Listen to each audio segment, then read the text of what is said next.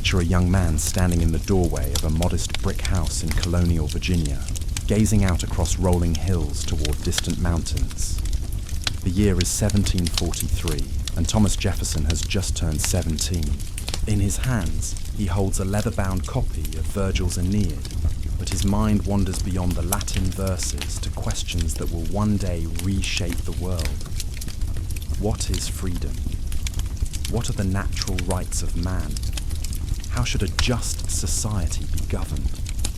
He cannot know that these quiet contemplations will one day thunder across continents and centuries, that the words forming in his young mind will help birth a nation and inspire revolutions around the globe. This is the story of Thomas Jefferson, a man of profound contradictions who penned the most eloquent declaration of human equality while owning hundreds of enslaved people. A philosopher who championed the common man while living as a Virginia aristocrat. An architect of democracy who sometimes feared the very people democracy was meant to serve. His life spans nearly the entire founding era of America, from colonial subject to revolutionary to president to elder statesman, watching a young nation find its footing. Before we begin this journey through one of history's most complex figures, please take a moment to like this video and subscribe to the channel. It means a great deal to me and helps support this work. I'm always curious to know where in the world you are joining me tonight, so please leave a comment and tell me where you are watching from. And now, settle in. Let the sounds of the modern world fade away as we travel back nearly 3 centuries to Colonial Virginia, to the world that shaped the man who would help reshape the world itself. The Virginia Tidewater region in the early 18th century was a land of stark contrasts. Great plantation houses rose like islands from seas of tobacco fields, their elegant facades hiding the brutal reality of enslaved labor that made such grandeur possible. Into this world of privilege built on human bondage, Thomas Jefferson was born on April 13, 1743, at Shadwell Plantation in Albemarle County. His father, Peter Jefferson, was a successful planter and surveyor who had carved out a considerable estate from the Virginia wilderness. His mother, Jane Randolph Jefferson, came from one of the most prominent families in the colony, a lineage that traced its roots to English nobility and Virginia's earliest settlements. The Jefferson family occupied the comfortable upper tier of Virginia society, though they were not among the wealthiest planters. Peter Jefferson owned approximately 60 enslaved people and several thousand acres of land, making him prosperous, but not princely by the standards of his time. What set Peter apart was not just his material success, but his intellectual curiosity. He was largely self-educated, yet he possessed a keen mind for mathematics and geography. He helped survey the boundary between Virginia and North Carolina, creating one of the most important maps of colonial America. In the evenings, he would spread these maps across the dining table, tracing rivers and mountain ranges with his finger, while young Thomas looked on with fascination. The Shadwell Plantation House, where Thomas spent his early years, was modest by the standards of the great Tidewater estates. It was a simple wooden structure, comfortable but unpretentious, surrounded by the working buildings of a tobacco plantation. The air carried the sweet, heavy scent of curing tobacco leaves, mixed with the smoke from cooking fires and the sounds of enslaved workers going about their daily tasks. From his earliest memories, Thomas was surrounded by the reality of slavery. Yet it was so woven into the fabric of his world that he initially accepted it without question, as children accept the weather or the changing seasons. Peter Jefferson died when Thomas was just 14 years old, leaving the boy not only grief-stricken, but suddenly responsible for a vast estate and the welfare of dozens of enslaved people. It was a crushing burden for a teenager, but it also forced Thomas to mature quickly and to grapple with the moral complexities of his inheritance. He inherited not just land and property, but a way of life built on human bondage, a contradiction that would haunt him for the rest of his days. Thomas's formal education began early and was remarkably thorough for colonial America. At age 5, he was sent to study with a Scottish minister named William Douglas, who taught him the basics of Latin, Greek, and French. The classical education was considered essential for any Virginia gentleman, providing not just linguistic skills, but exposure to the great works of ancient philosophy and literature. Young Thomas showed an immediate aptitude for languages and an insatiable hunger for knowledge that would characterize his entire life. At age 9, Thomas was enrolled in a small school run by the Reverend James Morey, an Anglican clergyman who proved to be one of the most influential figures of Jefferson's youth. Morey was no ordinary country parson. He was a graduate of the College of William and Mary, with a deep love of classical literature and natural philosophy. Under Morey's tutelage, Thomas not only mastered Latin and Greek, but was introduced to the works of John Locke, whose ideas about natural rights and government by consent would later echo in the Declaration of Independence. Morey's school was located about 12 miles from Shadwell, requiring Thomas to board away from home during the school week. This separation from family at such a young age taught him self-reliance and independence, qualities that would serve him well throughout his life. The school itself was rustic, little more than a one-room log building where a handful of boys from prominent Virginia families gathered to wrestle with Cicero's orations and Virgil's poetry. But within those rough-hewn walls, Thomas encountered ideas that would shape his worldview forever. The curriculum was rigorous by any standard. Students were expected to read and write in Latin and Greek with fluency, to memorize lengthy passages from classical authors, and to engage in formal debates on philosophical and political questions.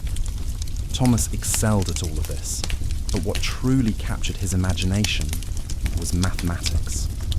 He spent hours working through geometric proofs and algebraic equations, finding in the certainty of numbers a kind of truth that seemed absent from the messy world of human affairs. During these formative years, Thomas also developed his lifelong love of music and architecture. He learned to play the violin, practicing for hours each day with the same methodical dedication he brought to his studies. Music provided him with emotional release and intellectual stimulation, and he would continue to play throughout his life, often using music as a way to think through complex problems. Architecture fascinated him even more. He spent countless hours sketching building designs and studying the principles of classical proportion. The great houses of Virginia, with their elegant symmetries and classical details, spoke to something deep in his nature. But perhaps the most important aspect of Thomas's education was not formal at all. It was the conversations around the Jefferson family table, where Peter Jefferson and his guests discussed the great questions of the day. Politics, philosophy, science, and literature were all fair game, and young Thomas absorbed it all like a sponge. He learned not just facts, but how to think, how to question, how to construct an argument and defend it with reason and evidence. Peter Jefferson believed deeply in the power of education to improve both individuals and society. He once told his son that the earth belongs to the living, not the dead, and that each generation has both the right and the responsibility to remake the world according to its own understanding of justice and truth. These words would echo in Thomas's mind decades later as he helped draft a declaration that proclaimed all men created equal and endowed with unalienable rights to life, liberty, and the pursuit of happiness. The world of Thomas Jefferson's youth was rapidly changing. The Great Awakening was sweeping through the American colonies, challenging traditional religious authority and emphasizing personal relationships with the divine. New ideas about natural philosophy and human nature were flowing across the Atlantic from European thinkers like Locke, Montesquieu, and Voltaire. The French and Indian War was reshaping the balance of power in North America, and tensions between the colonies and Great Britain were beginning to simmer. At Shadwell, these larger currents were felt in smaller ways. Traveling ministers would arrive to preach emotional sermons that left congregations weeping and shouting. Merchants would bring news from London and Philadelphia along with their goods. Books and pamphlets circulated among the educated elite, carrying dangerous new ideas about reason, natural rights, and the proper relationship between rulers and the ruled. Thomas absorbed all of this with the intensity that marked everything he did. He kept detailed notes on his reading, copying out passages that struck him as particularly important or beautiful. He maintained correspondence with other young men of his class, engaging in philosophical debates that stretched across weeks and hundreds of pages. Even as a teenager, he displayed the intellectual restlessness that would drive him to master law, architecture, agriculture, paleontology, linguistics, and a dozen other fields. But there was something else stirring in young Jefferson during these years, something that would prove even more consequential than his intellectual development. It was a growing unease with the world he had inherited, particularly with the institution of slavery that underpinned his family's prosperity. He could read Locke's arguments about natural equality and human dignity, then walk outside and see human beings bought and sold like cattle. The contradiction was impossible to ignore, yet equally impossible to resolve within the constraints of his time and place. This moral tension would follow Jefferson throughout his life, creating a complex and often contradictory relationship with slavery. He would write eloquently about freedom, while depending on enslaved labor. He would condemn the slave trade while buying and selling human beings. He would speak of the natural rights of man while denying those rights to hundreds of people who lived and worked on his plantations. Understanding this contradiction is essential to understanding Jefferson himself, for it reveals both the heights of his vision and the depths of his moral blindness. As Thomas approached his 17th birthday in 1760, plans were being made for the next phase of his education. Peter Jefferson had left clear instructions in his will that his son should receive the finest education possible. And that meant the College of William and Mary in Williamsburg, Virginia's colonial capital. It would be Thomas's first extended time away from Albemarle County, his first exposure to the wider world beyond the plantation society of his youth. The journey to Williamsburg in the spring of 1760 was a revelation for young Jefferson. The road wound through forests and farmland, across rivers, and through small settlements that seemed like cities compared to the isolated world of Shadwell. As the spires of Williamsburg came into view, Thomas must have felt both excitement and apprehension. He was leaving behind the familiar rhythms of plantation life for something entirely new and uncertain.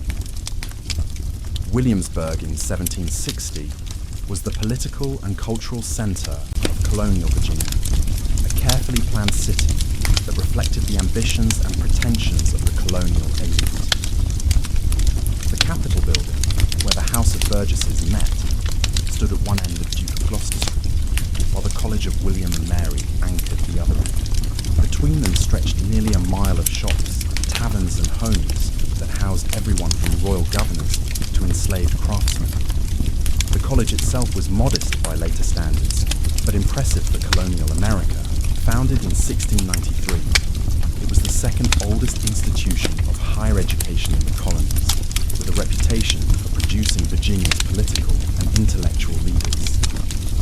The main building, designed by Christopher Wren, was an elegant brick structure that housed classrooms, dormitories, and the library. It was here that Thomas Jefferson would encounter ideas and individuals that would shape the rest of his life. The College of William and Mary was unlike anything Thomas Jefferson had experienced in his 17 years. The atmosphere crackled with intellectual energy as young men from across Virginia and beyond gathered to debate philosophy, politics, and natural science. The curriculum was rigorous, covering mathematics, moral philosophy, natural philosophy, and classical literature. Students were expected to engage in formal disputations, defending complex philosophical positions before their peers and professors. For Jefferson, who had always been drawn to ideas and arguments, it was paradise. His dormitory room was sparse but comfortable, furnished with a simple bed, desk, and chair. The walls were lined with books, for Jefferson had already begun accumulating the vast personal library that would eventually become one of the finest in America. He rose before dawn each day, beginning with several hours of private study before attending morning prayers in the college chapel. The routine suited his methodical nature and allowed him to pursue his wide-ranging intellectual interests without distraction. The faculty at William and Mary was small but distinguished. The most influential professor in Jefferson's life was Dr. William Small, a Scotsman who taught natural philosophy and mathematics. Small was a product of the Scottish Enlightenment, trained in the latest scientific methods and philosophical approaches. Unlike many of his colleagues, who relied heavily on rote memorization and classical texts, Small encouraged his students to think critically and to question received wisdom. He introduced Jefferson to the works of Francis Bacon, Isaac Newton, and John Locke, three thinkers whom Jefferson would later describe as the greatest men who ever lived.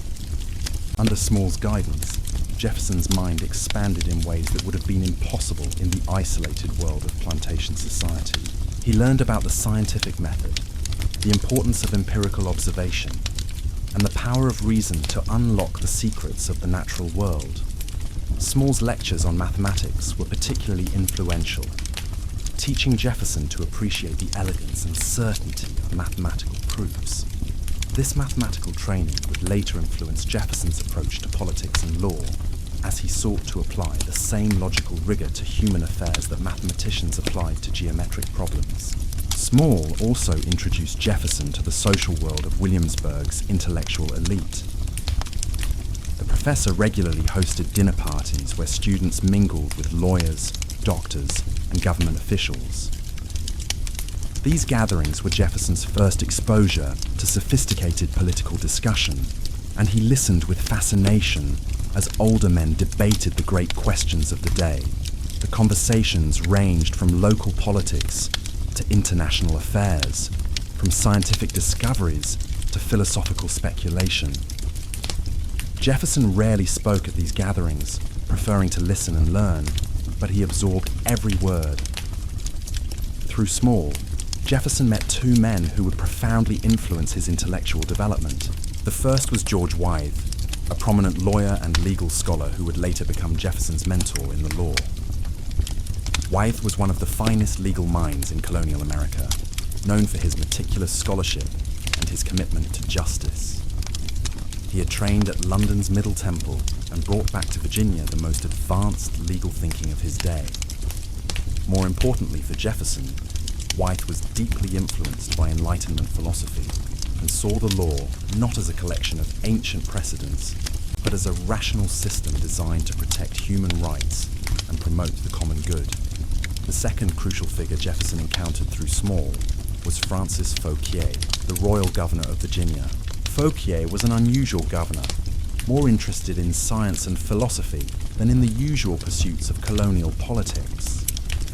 He had been elected to the Royal Society of London for his contributions to mathematics and natural philosophy, and he maintained an active correspondence with leading European intellectuals. Fauquier's palace became an informal academy where Jefferson and other young men gathered to discuss the latest books and ideas from Europe. These connections opened doors for Jefferson that would have remained closed to most colonial students. He gained access to private libraries containing books that were impossible to find elsewhere in America. He participated in conversations with men who moved in the higher circles of British intellectual and political life. Most importantly, he began to see himself not just as a provincial planter, but as part of a larger community of thinkers and scholars whose ideas might someday change the world. Jefferson's academic performance at William and Mary was outstanding, though not without controversy. He challenged his professors on points of philosophy and theology, sometimes to their considerable discomfort. His religious views were already evolving away from the orthodox Anglican beliefs of his youth, toward a more rationalist position that emphasized reason over revelation. This put him at odds with some faculty members, but it endeared him to Small and other enlightened professors who appreciated intellectual independence.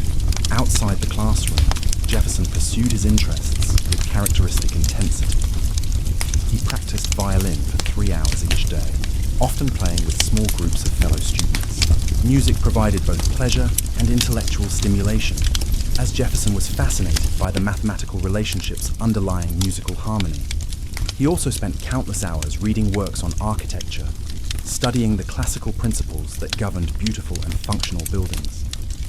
His dormitory room was filled with architectural drawings and sketches, evidence of his growing passion for design. The social life of the college revolved around a series of clubs and societies that brought students together for debate and fellowship. Jefferson joined several of these organizations, including a literary society that met weekly to discuss poetry and philosophy. These gatherings allowed him to test his ideas against those of his peers and to develop the rhetorical skills that would later make him one of America's finest writers. The debates were often heated, with students defending competing philosophical positions with all the passion of youth. Jefferson emerged as one of the most formidable debaters in his class, known for his careful preparation and logical argumentation. But perhaps the most important aspect of Jefferson's college years was his growing awareness of the contradictions inherent in Virginia society.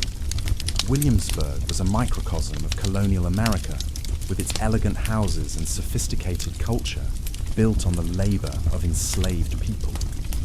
The same men who discussed natural rights and human equality in the evening might spend their days buying and selling human beings.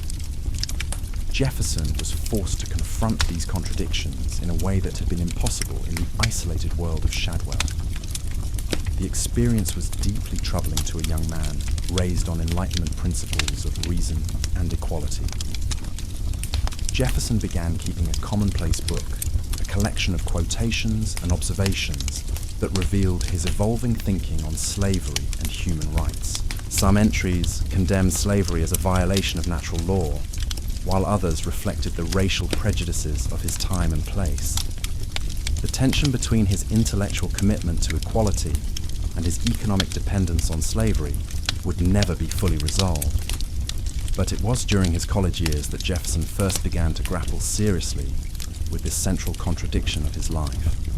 The political atmosphere in Williamsburg during Jefferson's college years was increasingly tense. The French and Indian War had ended in 1763, leaving Britain with enormous debts and a vastly expanded North American empire to govern.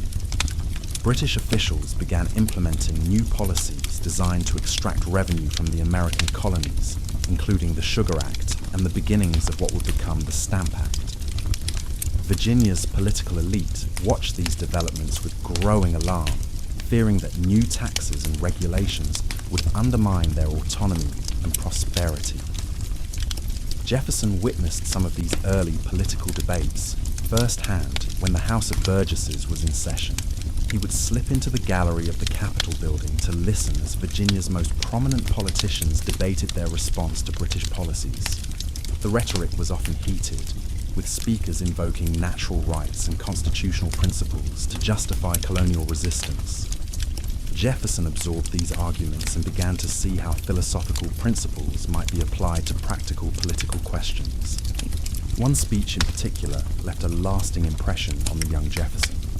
In May 1765, a young lawyer named Patrick Henry rose in the House of Burgesses to condemn the recently passed Stamp Act.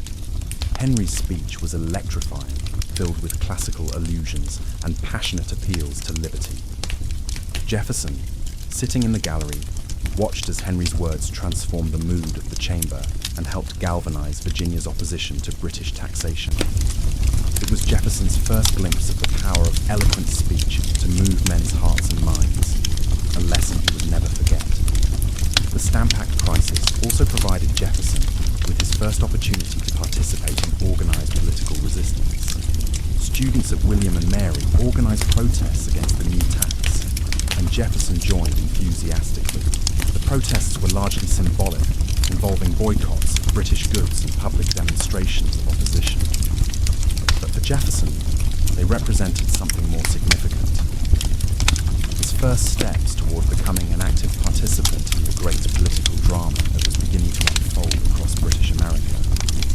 As Jefferson's college years drew to a close in 1762, he faced important decisions about his future. His father's will had provided for his education, But now he needed to choose a career. The obvious choice for a young man of his background was the law, which offered both financial rewards and the possibility of political influence.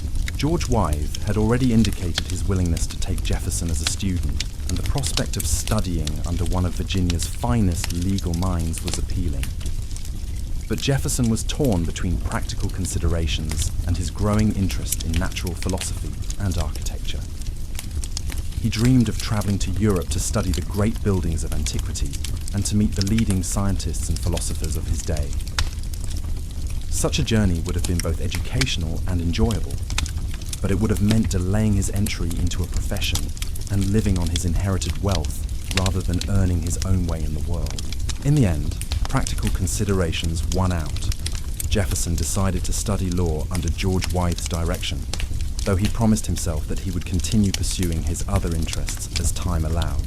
The decision proved to be one of the most important of his life, for it was the law that would provide him with the intellectual tools and professional standing necessary to participate in the revolutionary events that lay ahead. The years at William and Mary had transformed Jefferson from a promising but provincial young planter into a sophisticated intellectual with connections throughout Virginia's elite society. He had been exposed to the latest European ideas about government, science, and human nature. He had learned to think critically and to express his ideas with clarity and force. Most importantly, he had begun to develop the political philosophy that would eventually find expression in the Declaration of Independence. But Jefferson's education was far from complete. The 5 years he would spend studying law under George Wythe would prove equally formative, providing him with the practical knowledge and professional skills necessary to translate his philosophical ideas into political action. As he prepared to leave Williamsburg for Wythe's law office in 1762, Jefferson could not have imagined the extraordinary career that lay ahead of him. He knew only that he was equipped with the finest education colonial America could provide, and driven by an insatiable curiosity about the world and its possibilities. The seeds of revolution were already being planted in the fertile ground of colonial discontent, though few recognized them at the time. Jefferson would soon find himself at the center of events that would reshape not only his own life, but the entire course of human history. The quiet young man who had arrived in Williamsburg as a teenager was about to emerge as one of the most influential political thinkers of his age. The study of law in 18th century Virginia was not for the faint of heart. When Jefferson began his legal apprenticeship under George Wythe in 1762, he entered a world of ancient precedents, complex procedures, and intimidating volumes of case law that stretched back centuries. Wythe's law library was one of the finest in America, containing not only the essential English legal texts, but also works on natural law, political philosophy, and comparative government. For Jefferson, it was like discovering a treasure trove of human wisdom. Wythe was the perfect mentor for Jefferson's particular temperament and interests. Unlike many lawyers of his era, who focused narrowly on procedural technicalities and profitable cases, Wythe approached the law as a branch of moral philosophy. He believed that legal principles should reflect natural justice, and that lawyers had a responsibility to serve not just their clients, but the broader cause of human welfare. Under his guidance, Jefferson learned to see the law not as a collection of arbitrary rules, but as an evolving system designed to protect rights and promote the common good. The routine of legal study was demanding. Jefferson typically rose at dawn and spent the morning hours reading cases and legal treatises, taking careful notes on principles and precedents. He would then spend the afternoon copying legal documents and observing court proceedings. Evenings were devoted to broader reading of philosophy, history, and political theory. It was during these evening hours that Jefferson encountered the works of Cesare Beccaria on criminal justice reform, Montesquieu on the separation of powers, and other Enlightenment thinkers who would profoundly influence his political philosophy. Wythe insisted that his students understand not just what the law said, but why it said it. He would pose hypothetical cases and and challenged Jefferson to work through the underlying principles involved. These discussions often continued late into the night, with master and student exploring questions that touched on fundamental issues of human nature and social organization. Jefferson's notes from this period reveal a mind grappling with complex questions about the relationship between law and morality, the proper limits of government power, and the rights of individuals against the state. The legal profession in colonial Virginia was both prestigious and lucrative, but it was also demanding and competitive. Young lawyers were expected to master not only English common law, but also the particular statutes and customs that had evolved in Virginia over more than a century of colonial development. They needed to understand everything from property law and commercial disputes to criminal proceedings and family matters. The most successful lawyers were those who could combine technical expertise with the ability to persuade judges and juries through eloquent argument. Jefferson proved to be an exceptional legal student, though his approach was characteristically methodical and thorough. Where other students might memorize key cases and principles, Jefferson insisted on understanding the historical development of legal doctrines and their philosophical foundations. He kept detailed commonplace books filled with quotations from legal authorities, philosophical works, and historical sources. These notebooks reveal a mind constantly making connections between different fields of knowledge and seeking to understand the deeper patterns underlying human institutions. One area that particularly fascinated Jefferson was the question of legal reform.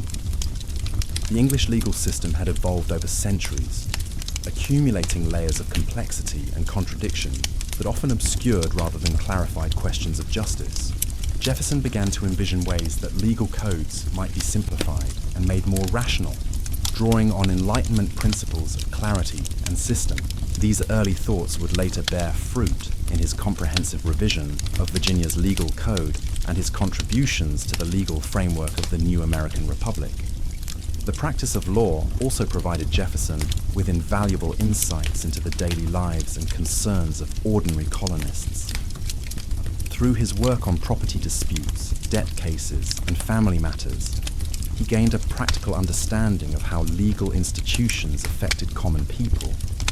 This experience tempered his philosophical idealism with a realistic appreciation for the complexities of human nature and social relationships.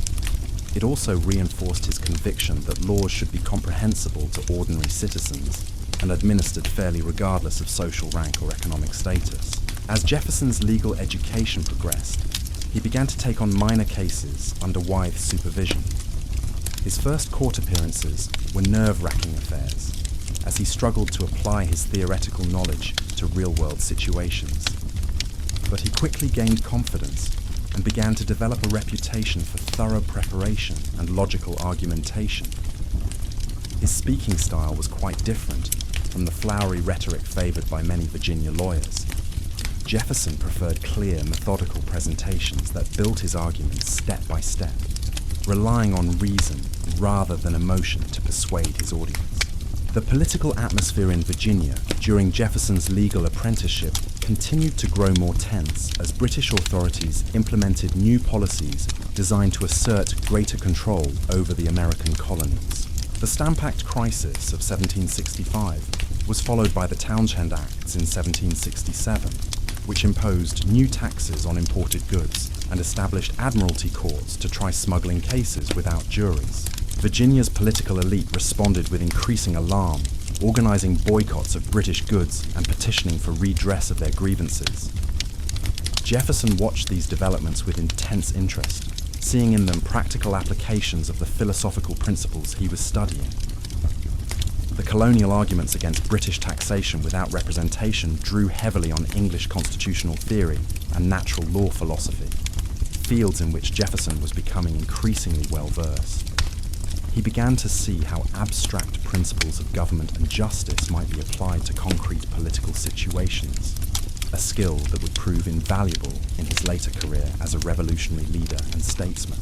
The tension between imperial authority and colonial rights also raised fundamental questions about the nature of political obligation and the sources of governmental legitimacy.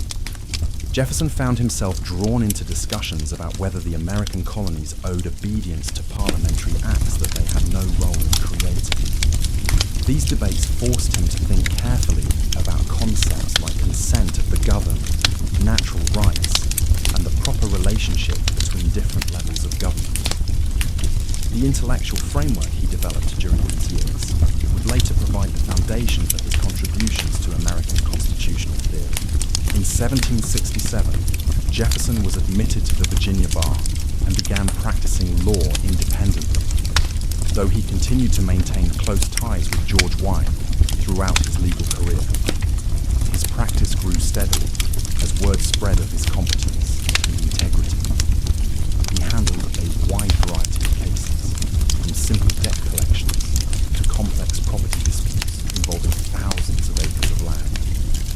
The fees from his legal practice provided him with financial independence and allowed him to pursue his other interests without relying solely on income from his inherited plantations.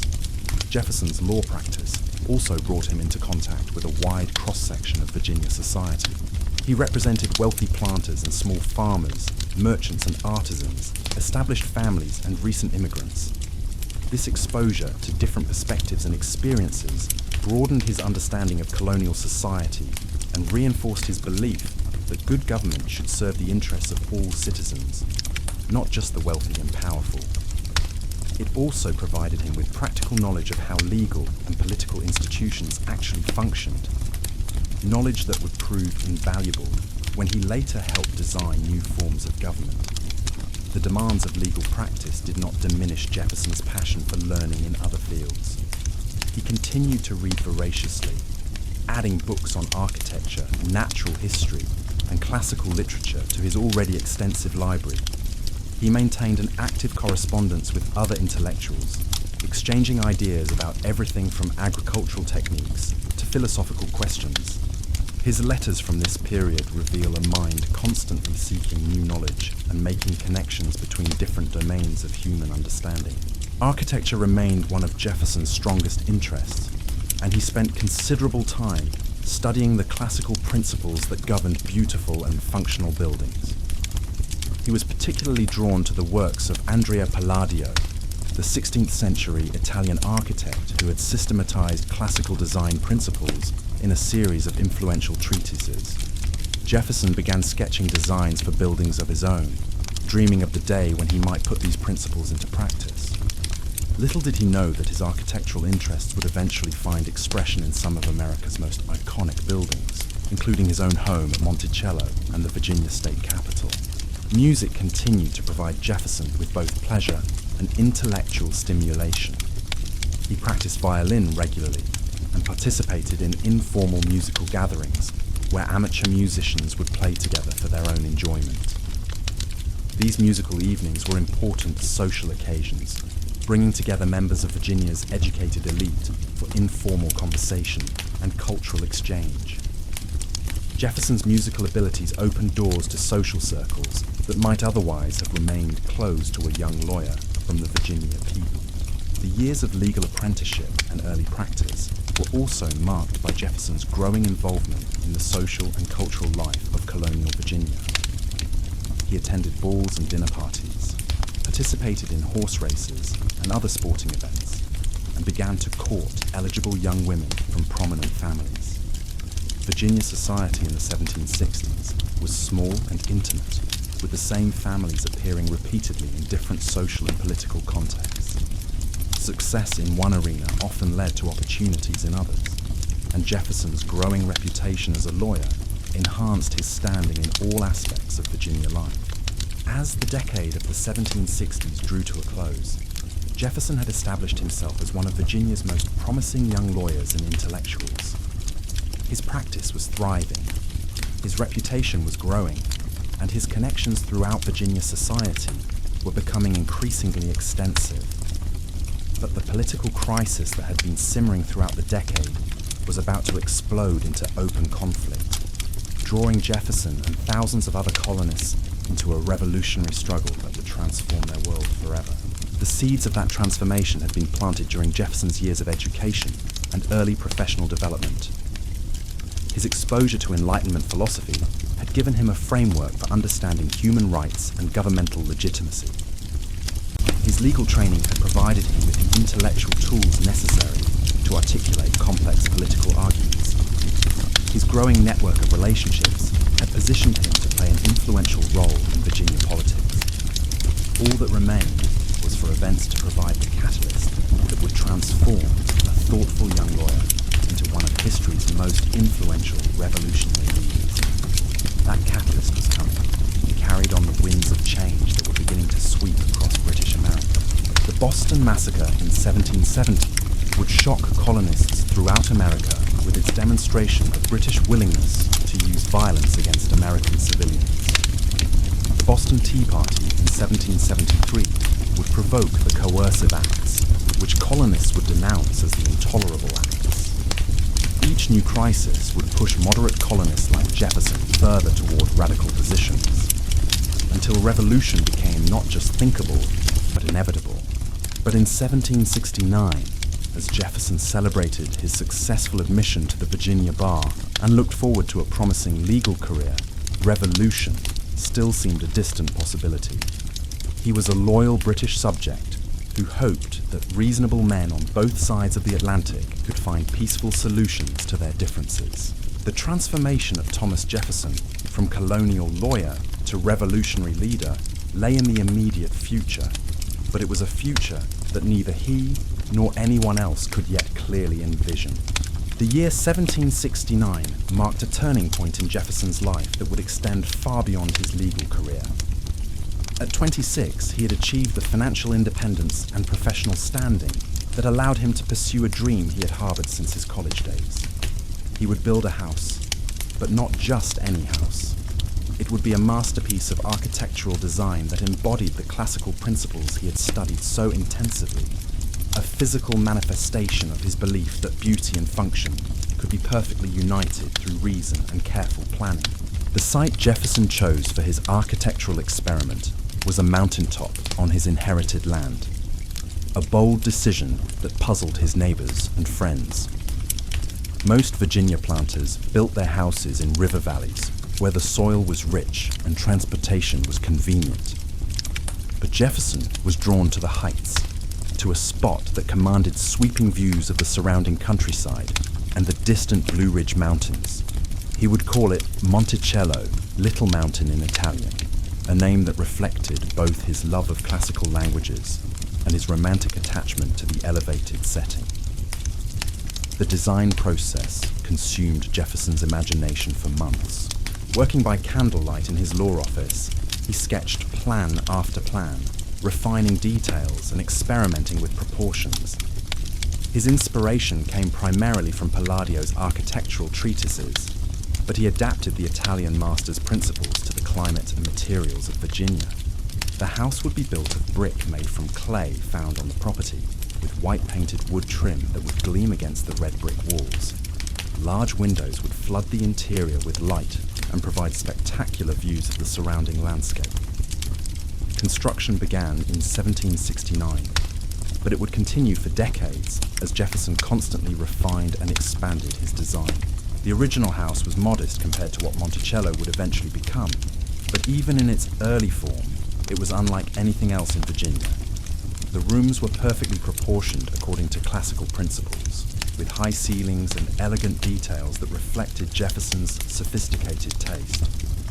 The entrance hall was designed to serve as a museum of sorts, displaying artifacts from Jefferson's travels and scientific instruments that reflected his wide-ranging intellectual interests. Building Monticello required Jefferson to become something of an expert in construction techniques and materials. He studied everything from brickmaking to carpentry, learning not just what needed to be done, but how to do it properly. This hands-on approach to problem-solving was characteristic of Jefferson's entire approach to life. He was never content to remain a mere theorist, but always sought to understand the practical applications of his ideas. The skills he developed as an amateur architect would later prove invaluable when he designed public buildings for the new American Republic. The construction of Monticello also brought Jefferson into intimate contact with the enslaved craftsmen who did much of the actual building work. Some of these men were extraordinarily skilled artisans who had learned their trades through years of experience. Jefferson developed a grudging respect for their abilities, though he never questioned the system that made their labor available to him without compensation. The contradiction between his philosophical commitment to human equality and his practical dependence on enslaved labor was never more apparent than during these years of building his dream house.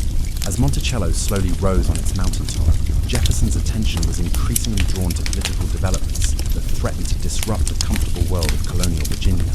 The Townshend Acts had been partially repealed in 1770. The tensions between Britain and the American colonies continued to simmer. In Virginia, the House of Burgesses passed increasingly bold resolutions asserting colonial rights and challenging British authority. Jefferson watched these developments with fascination, seeing in them practical applications of the political theories he had studied. The year 1772 brought both personal tragedy and professional opportunity to Jefferson's life. In May, his beloved sister Jane died suddenly at the age of 25. Jane had been Jefferson's closest confidant and intellectual companion, sharing his love of music and literature. Her death devastated him and reinforced his sense of the fragility of human happiness. He would later write that her loss left a void in his life that could never be filled. The grief drove him to seek solace in his work and in the philosophical studies that had always provided him with comfort during difficult times. Professionally, however, 1772 marked Jefferson's emergence as a significant figure in Virginia politics. His legal practice had brought him into contact with many of the colony's most influential men, and his reputation for learning and integrity had grown steadily. When the House of Burgesses created a committee of correspondence to coordinate with other colonies in resisting British policies, Jefferson was chosen as one of its younger members. It was his first formal entry into the political arena that would dominate the rest of his life. The Committee of Correspondence was ostensibly a modest body charged with maintaining communication between Virginia and other colonies about matters of mutual interest. In practice, it became a vehicle for organizing colonial resistance to British authority. Jefferson threw himself into the work with characteristic energy, drafting letters and resolutions that articulated Virginia's position with eloquence and force. His writing style, clear and logical, yet emotionally compelling, quickly distinguished him from other committee members and brought him to the attention of Virginia's political leadership. The work of the Committee of Correspondence also provided Jefferson with his first sustained opportunity to think systematically about the philosophical foundations of political resistance. Under what circumstances was it legitimate for subjects to resist the authority of their rulers? What were the natural rights of human beings that no government could rightfully violate? How should competing claims of authority be resolved when local and imperial governments disagreed? These questions had been debated by political philosophers for centuries, but Jefferson approached them with fresh eyes and a practical urgency born of immediate circumstances. Jefferson's thinking during this period was deeply influenced by his reading of John Locke's Second Treatise of Government, which argued that legitimate political authority derived from the consent of the governed, and that people had a right to resist governments that violated their fundamental rights. He also drew heavily on the work of Scottish philosophers like Francis Hutcheson and Thomas Reid, who had developed sophisticated theories about moral reasoning and natural rights. These intellectual influences combined with Jefferson's legal training and practical political experience to produce a distinctive approach to questions of government and human rights. The philosophical framework Jefferson developed during these years emphasized the importance of reason in human affairs and the possibility of creating political institutions that reflected natural justice rather than mere historical accident. He came to believe that the best governments were those that protected individual rights while promoting the general welfare, and that such governments could be designed through careful application of philosophical principles and practical experience. This optimistic view of human nature and political possibility would later find expression in the Declaration of Independence and other founding documents of the American Republic. As political tensions escalated in the early 1770s, Jefferson found himself drawn deeper into the resistance movement that was developing throughout British America. The Boston Tea Party in December 1773 electrified colonial opinion and provoked a harsh British response in the form of the Coercive Acts, which colonists immediately dubbed the Intolerable Acts. These laws closed the port of Boston, revoked Massachusetts' charter, and allowed British officials accused of crimes to be tried in England rather than in American courts. To many colonists, the Intolerable Acts represented a fundamental assault on their rights as British subjects. Virginia's response to the Intolerable Acts was swift and decisive. The House of Burgesses called for a day of fasting and prayer to express solidarity with the people of Massachusetts, a gesture that infuriated the royal governor, Lord Dunmore. When Dunmore dissolved the assembly in response, the Burgesses simply reconvened in a nearby tavern and continued their deliberations. Jefferson was among the younger members who pushed for the most aggressive response to British policies, arguing that half measures and timid protests had proven ineffective in securing colonial rights. The crisis also prompted Jefferson to write his first major political pamphlet, a summary view of the rights of British America. Originally intended as instructions for Virginia's delegates to the First Continental Congress, the pamphlet articulated a radical new theory of the relationship between Britain and the American colonies. Jefferson argued that the colonies were connected to Britain only through their common allegiance to the king, and that Parliament had no legitimate authority over American affairs. It was a bold position that went further than most colonial leaders were prepared to go in 1774, but it established Jefferson as one of the most articulate spokesmen for American rights. The summary view also revealed Jefferson's distinctive approach to political arguments, which combined careful legal reasoning with appeals to natural rights and historical precedent. He traced the history of British colonization in America, arguing that the first settlers had exercised their natural right to emigrate and establish new societies under the protection of the British Crown. Parliament's attempts to regulate colonial affairs were therefore violations of both natural law and historical precedent.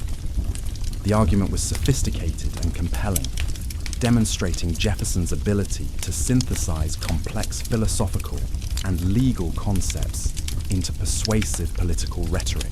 The pamphlet's publication in 1774 brought Jefferson to the attention of political leaders throughout British America and established his reputation as one of the most thoughtful advocates of colonial rights.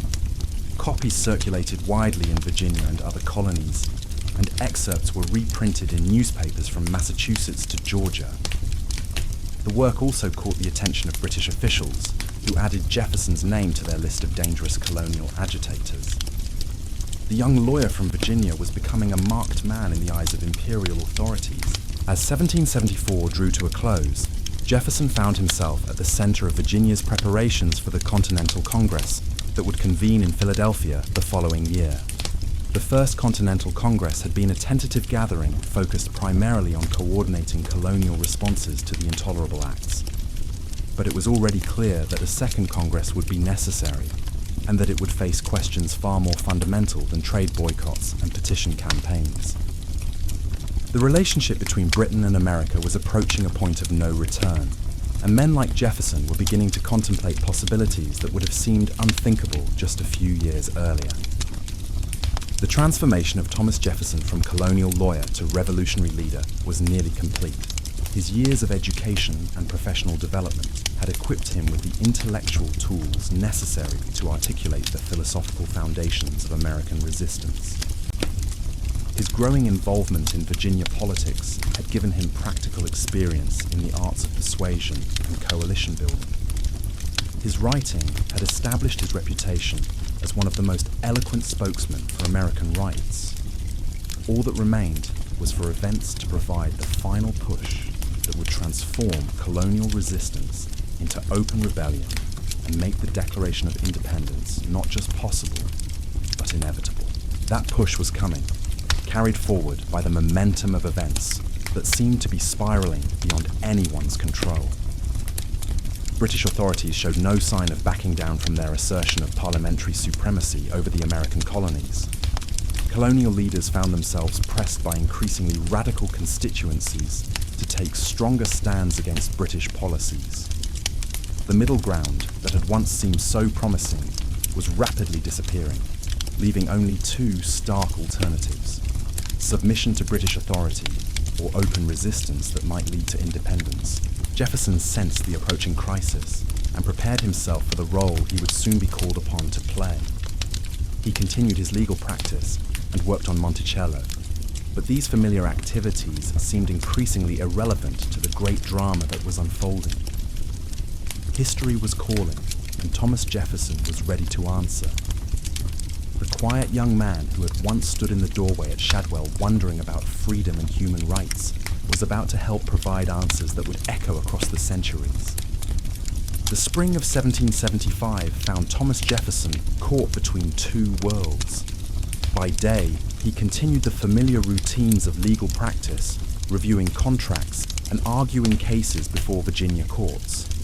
By evening, he huddled with fellow patriots in smoky taverns, debating questions that would have been treasonous to utter aloud just months before. The comfortable certainties of colonial life were dissolving, replaced by dangerous possibilities that both thrilled and terrified those bold enough to contemplate them. The news from Massachusetts shattered whatever illusions remained about peaceful reconciliation. On April 19th, British soldiers had marched out of Boston toward Concord, seeking to destroy colonial military supplies. They had been met by local militia at Lexington Green, and in the confusion that followed, shots were fired. By day's end, nearly 300 British soldiers were dead, wounded, or missing, while colonial casualties numbered fewer than 100. The war that many had feared and few had wanted had finally begun. Jefferson received word of Lexington and Concord while reviewing legal documents in his Williamsburg office. The messenger, dusty from hard riding, burst through the door with news that would change everything. As Jefferson listened to the breathless account of British retreat and colonial victory, he felt the ground shifting beneath his feet. The philosophical debates about natural rights and governmental authority that had occupied his mind for years were suddenly transformed into immediate, practical questions of life and death. The Virginia Convention called an emergency session to respond to the crisis. Jefferson rode to Richmond with a heavy heart, knowing that the decisions made there would determine not just Virginia's fate, but his own. The delegates who gathered in St. John's Church represented the full spectrum of colonial opinion, from cautious moderates who still hoped for reconciliation to fiery radicals who openly spoke of independence. The debates were passionate and sometimes bitter, as men struggled to comprehend the magnitude of the choice before them. Patrick Henry, whose eloquence had first inspired Jefferson a decade earlier, rose to address the convention with words that would ring through the ages. "Is life so dear, or peace so sweet, as to be purchased at the price of chains and slavery?"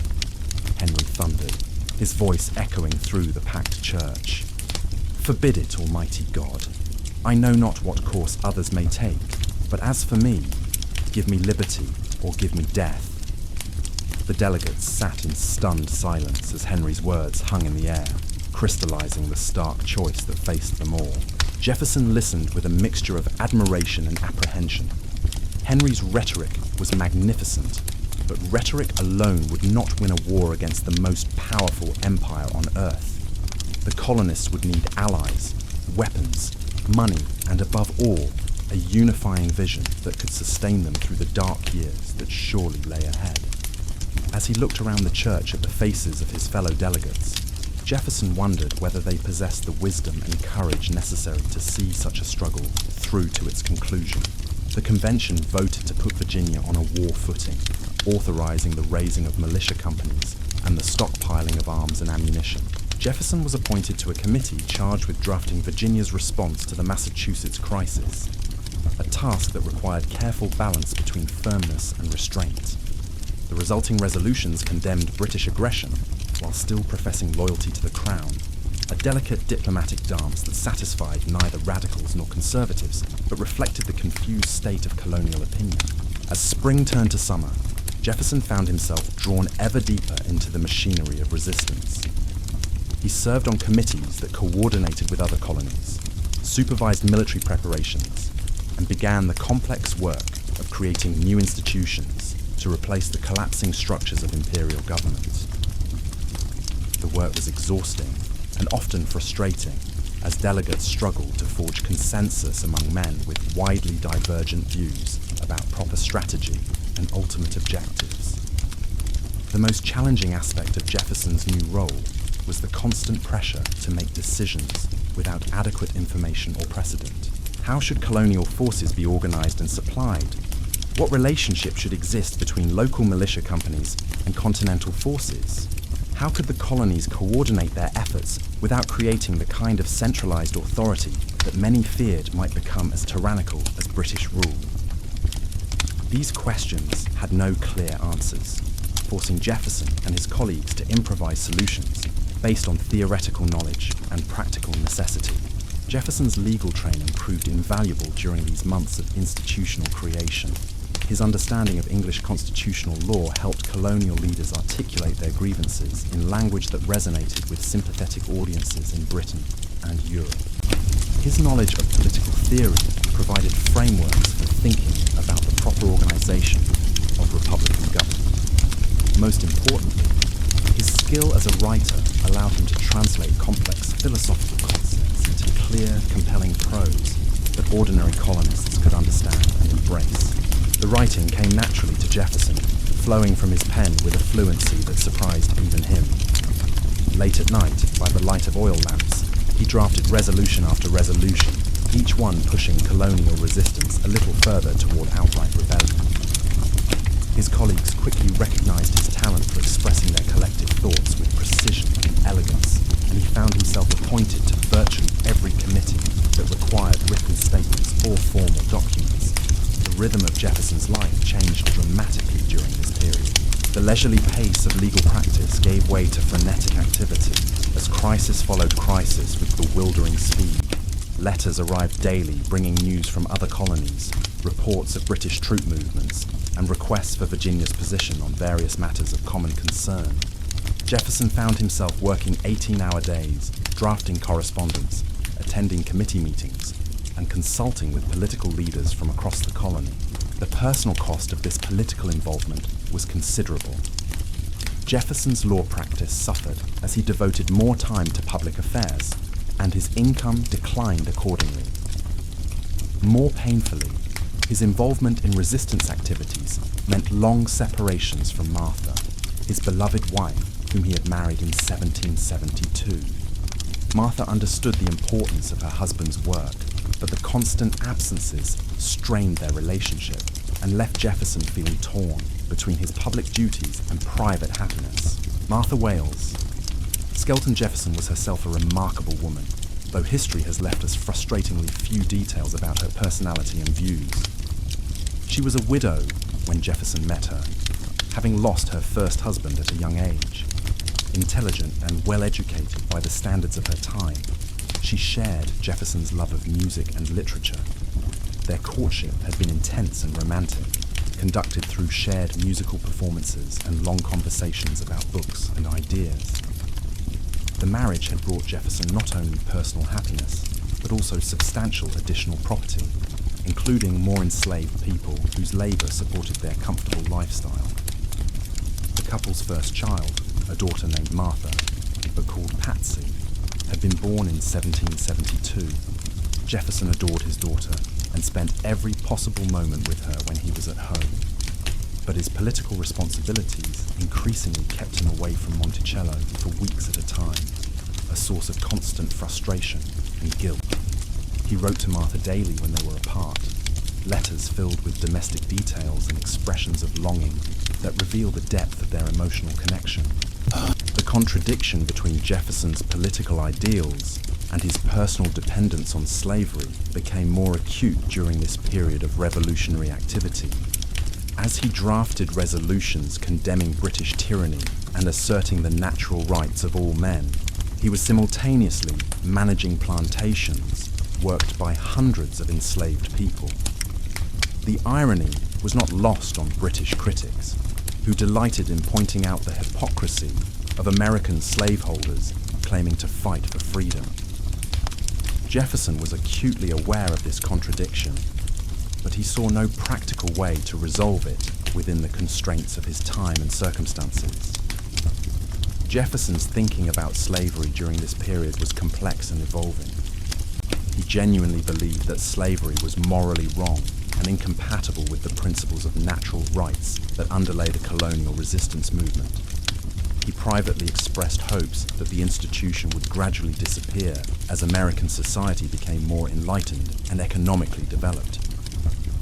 At the same time, he shared many of the racial prejudices common among white Virginians, believing that fundamental differences between blacks and whites made immediate integration impossible. The practical challenges of managing enslaved labor also shaped Jefferson's views about slavery and race. He relied heavily on skilled enslaved craftsmen to build and maintain Monticello, and he developed genuine respect for their abilities and intelligence. Some of his enslaved workers, particularly those in his household, enjoyed relatively privileged positions and close relationships with the Jefferson family. Yet Jefferson never questioned his right to own these people or to profit from their labor, even as he articulated philosophical principles that seemed to condemn such arrangements. The summer of 1775 brought increasingly ominous news from across British America. The Second Continental Congress had convened in Philadelphia and faced the daunting task of coordinating resistance efforts among 13 separate colonies with widely divergent interests and priorities. George Washington had been appointed Commander-in-Chief of the Continental Forces, a choice that reflected both his military experience and the political necessity of giving Virginia a prominent role in the resistance leadership. The appointment of Washington, whom Jefferson knew personally and respected greatly, brought the reality of war closer to home.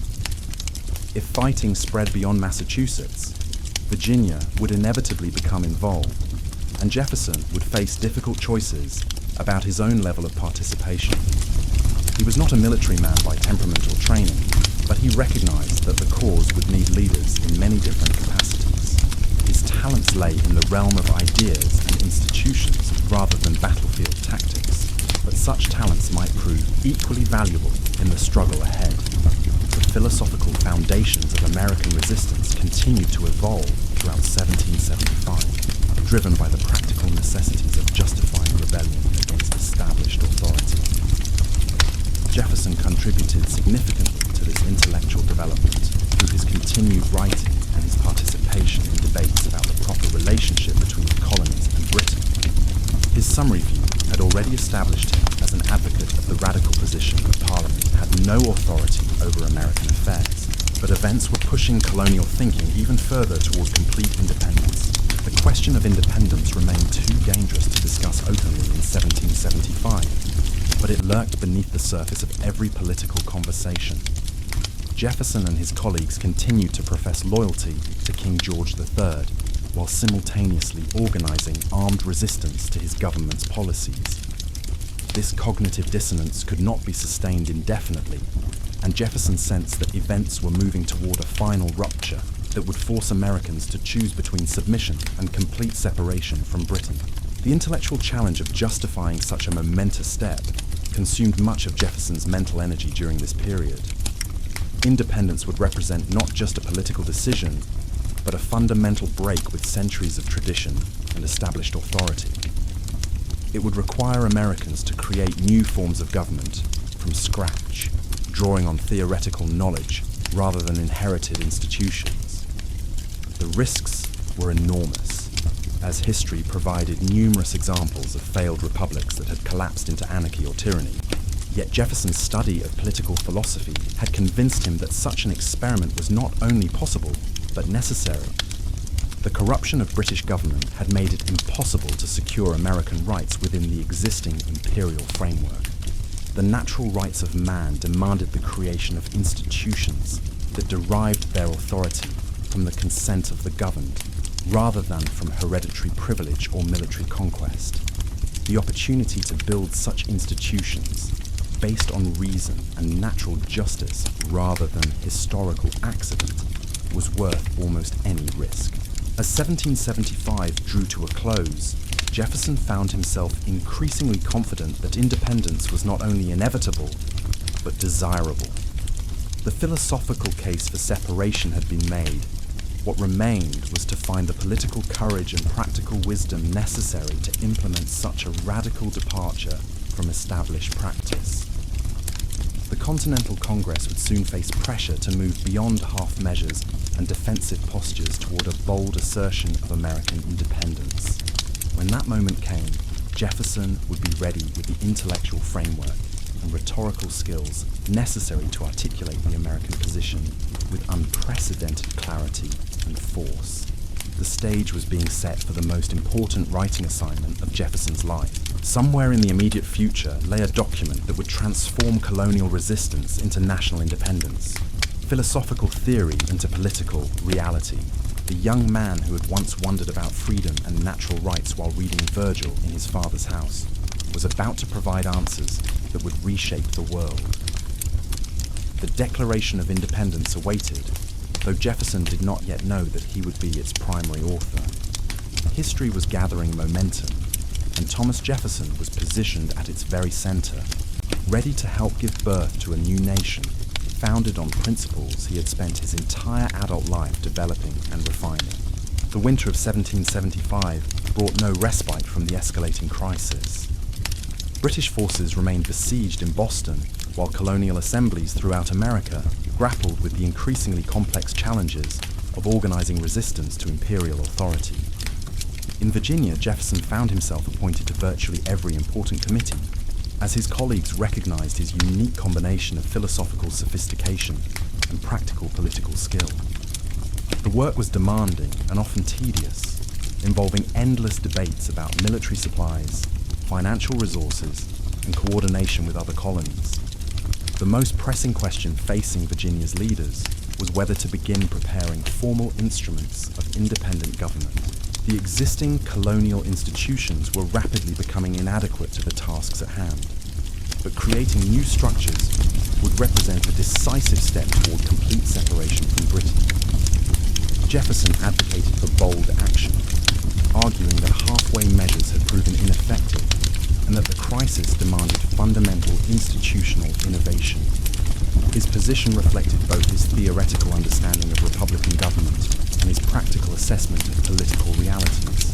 Jefferson's advocacy for institutional reform was rooted in his deep study of political theory and his growing conviction that the American crisis offered an unprecedented opportunity to create governments based on reason rather than tradition.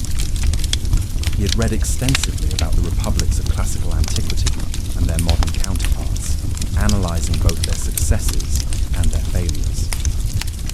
This historical knowledge convinced him that republics could survive and prosper if they were properly designed and supported by virtuous citizens committed to the common good. The challenge lay in translating theoretical knowledge into practical institutions suited to American circumstances. Jefferson spent countless hours drafting proposals for new forms of government, experimenting with different approaches to representation, executive authority, and judicial independence. His drafts reveal a mind grappling with fundamental questions about human nature, political power, and the proper relationship between individual rights and collective welfare. The intellectual framework he developed during this period would later inform his contributions to both the Declaration of Independence and the constitutional development of the new American Republic. As winter gave way to spring in 1776, events accelerated beyond anyone's ability to control or predict them. Thomas Paine's Common Sense appeared in January, articulating the case for independence with a clarity and force that electrified colonial opinion. The pamphlet sold thousands of copies within weeks and fundamentally shifted the terms of political debate throughout America. Where previous discussions had focused on securing colonial rights within the British Empire, Paine argued persuasively that complete independence was both necessary and achievable. Jefferson read Common Sense with fascination and admiration, recognizing in Paine's prose many of the arguments he'd been developing in his own writing and thinking.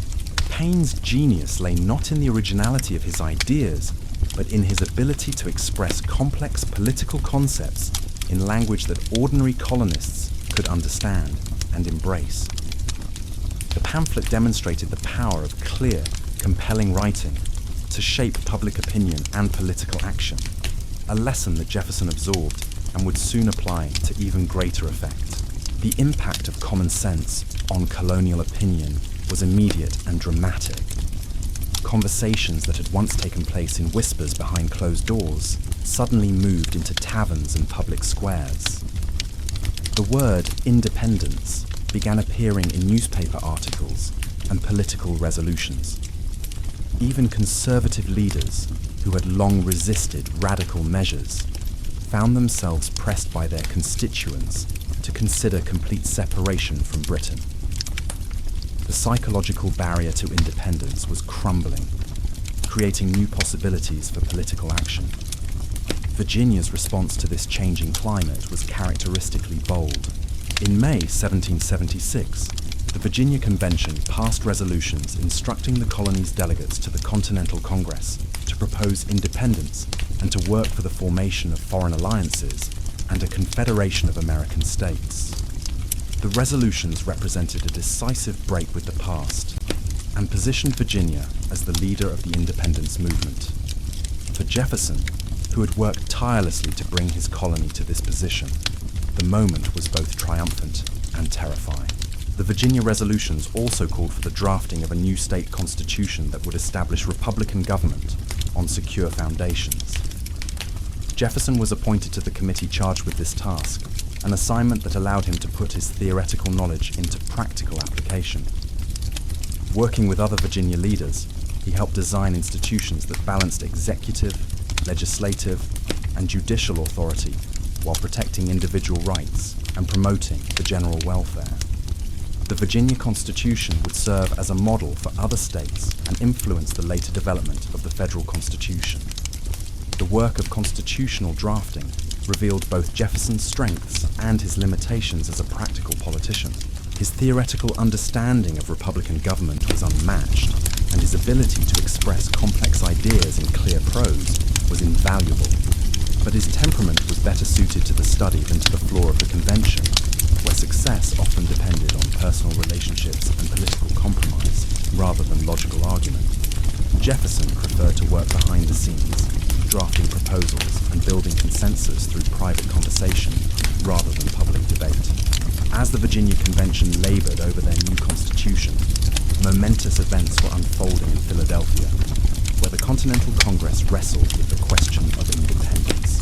Virginia's resolutions had forced the issue, and other colonies were rapidly falling into line behind the independence movement. But the Congress faced the daunting task of justifying such a radical step to both domestic and international audiences.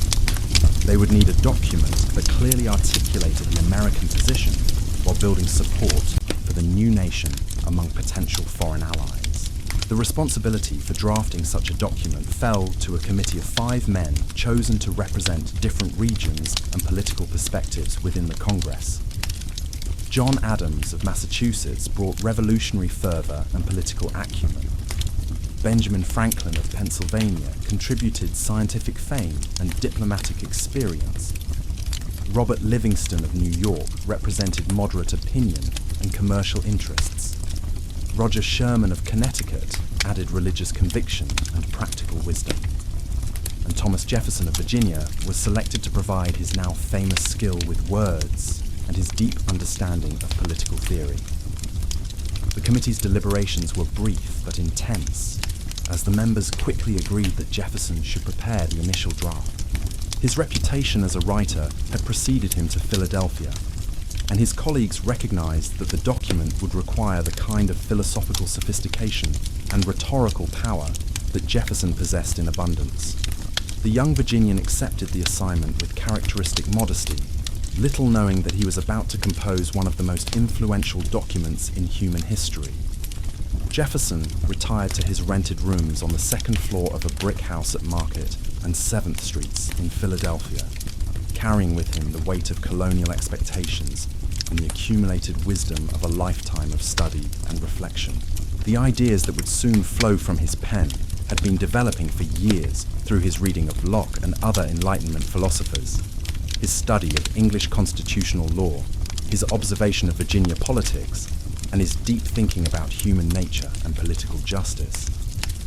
All of these influences would converge in the document that would announce to the world the birth of a new nation founded on revolutionary principles. The writing came quickly once Jefferson put pen to paper, as if the ideas had been waiting years for their proper expression. Working by candlelight in the sweltering heat of a Philadelphia summer, he crafted sentences that would echo through the centuries, words that would inspire revolutionaries and democrats around the world. The Declaration of Independence was taking shape, though Jefferson could not have imagined the global impact his careful prose would eventually achieve. He was simply a young lawyer from Virginia, trying to explain to the world why his countrymen had chosen the dangerous path of revolution over the comfortable certainty of imperial rule. The room on Market Street was sparse but comfortable, furnished with a simple desk, chair, and bed that Jefferson had pushed against the far wall to make space for his writing materials. The windows faced east, catching the morning light that he preferred for his most important work. Maps of the American colonies covered one wall, their boundaries marking territories that might soon become something entirely new in human history. Books lay scattered across every surface, their pages marked with strips of paper where Jefferson had noted particularly relevant passages.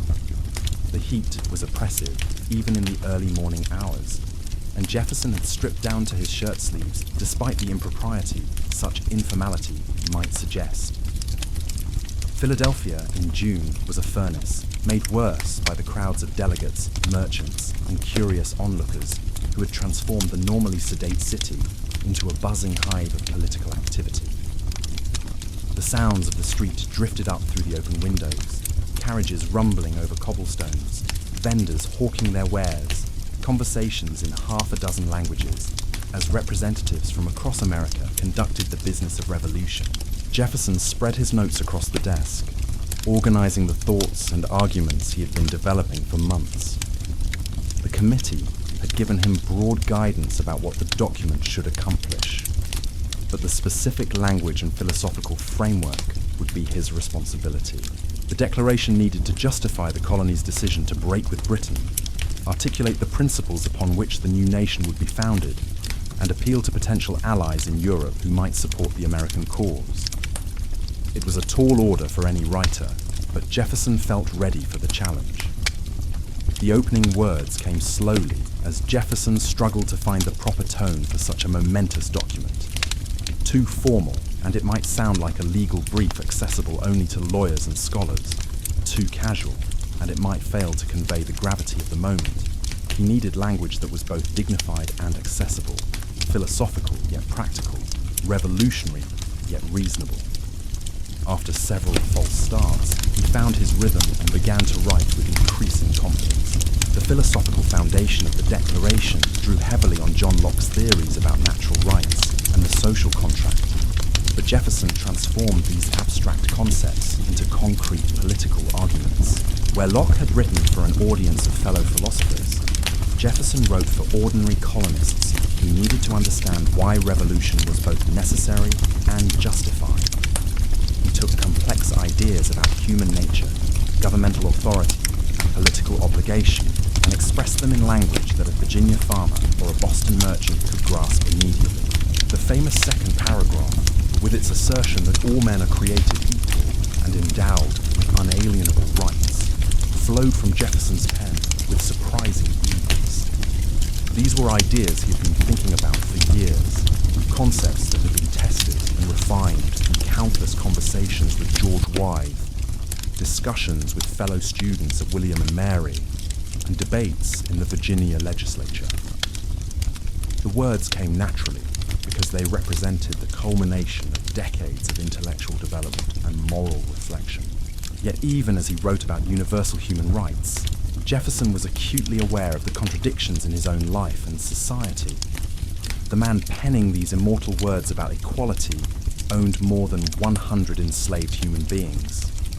The document that proclaimed liberty as an unalienable right was being written in a city where slave markets operated openly just blocks away. Jefferson felt the weight of this contradiction, but he also believed that the principles he was articulating pointed toward a future where such inconsistencies might eventually be resolved. The middle sections of the Declaration presented Jefferson with a different challenge. The committee had insisted that the document include a detailed list of grievances against King George III, specific complaints that would justify the radical step of revolution to skeptical audiences, both at home and abroad. Jefferson approached this task methodically, drawing on his legal training to construct a case that would be convincing in any court of law. Each grievance was carefully documented and presented in language that emphasized the king's violations of established legal and constitutional principles. The catalogue of complaints reflected years of accumulated frustration with British policies, from the Stamp Act crisis of the 1760s through the intolerable acts of 1774. Jefferson had witnessed many of these events firsthand and had helped draft Virginia's responses to them. Now he was able to weave these separate incidents into a comprehensive narrative of tyranny and oppression that built inexorably toward the conclusion that independence was the only remaining option for honorable people. As he worked through the list of grievances, Jefferson found himself reliving the emotional journey that had brought him from loyal British subject to revolutionary leader. Each complaint represented not just a policy disagreement, but a betrayal of trust, a violation of the implicit compact between ruler and ruled that formed the foundation of legitimate government. The cumulative effect was devastating, presenting a picture of systematic oppression that no reasonable person could ignore or excuse. The most controversial section of Jefferson's draft dealt with slavery, an issue that exposed the deepest contradictions within American society. In passionate language, he condemned King George III for forcing the slave trade upon the American colonies and then encouraging enslaved people to rebel against their masters. It was a tortured argument that attempted to blame Britain for an institution that Americans had embraced and expanded for their own economic benefit. The passage revealed Jefferson's genuine discomfort with slavery while demonstrating his inability to confront the reality of American complicity in human bondage. Jefferson knew that the slavery passage would be controversial, but he included it anyway because he believed it was essential to present a complete picture of British tyranny. In his view, the slave trade was one of the worst crimes committed by the imperial government, a violation of natural law that corrupted both enslaver and enslaved. He hoped that independence would provide an opportunity to address this moral stain on American society, though he had no clear vision of how such a transformation might occur. The concluding sections of the Declaration required Jefferson to articulate a vision of American independence that would inspire supporters while reassuring nervous moderates. He emphasized that the colonists had tried every peaceful means of resolving their disputes with Britain before resorting to revolution. The decision for independence was presented not as a rash act of rebellion, but as the reluctant conclusion of reasonable people who had exhausted all other options for securing their rights and liberties. The final paragraphs transformed 13 separate colonial rebellions into a unified national movement by declaring the colonies to be free and independent states with full powers of sovereign governments.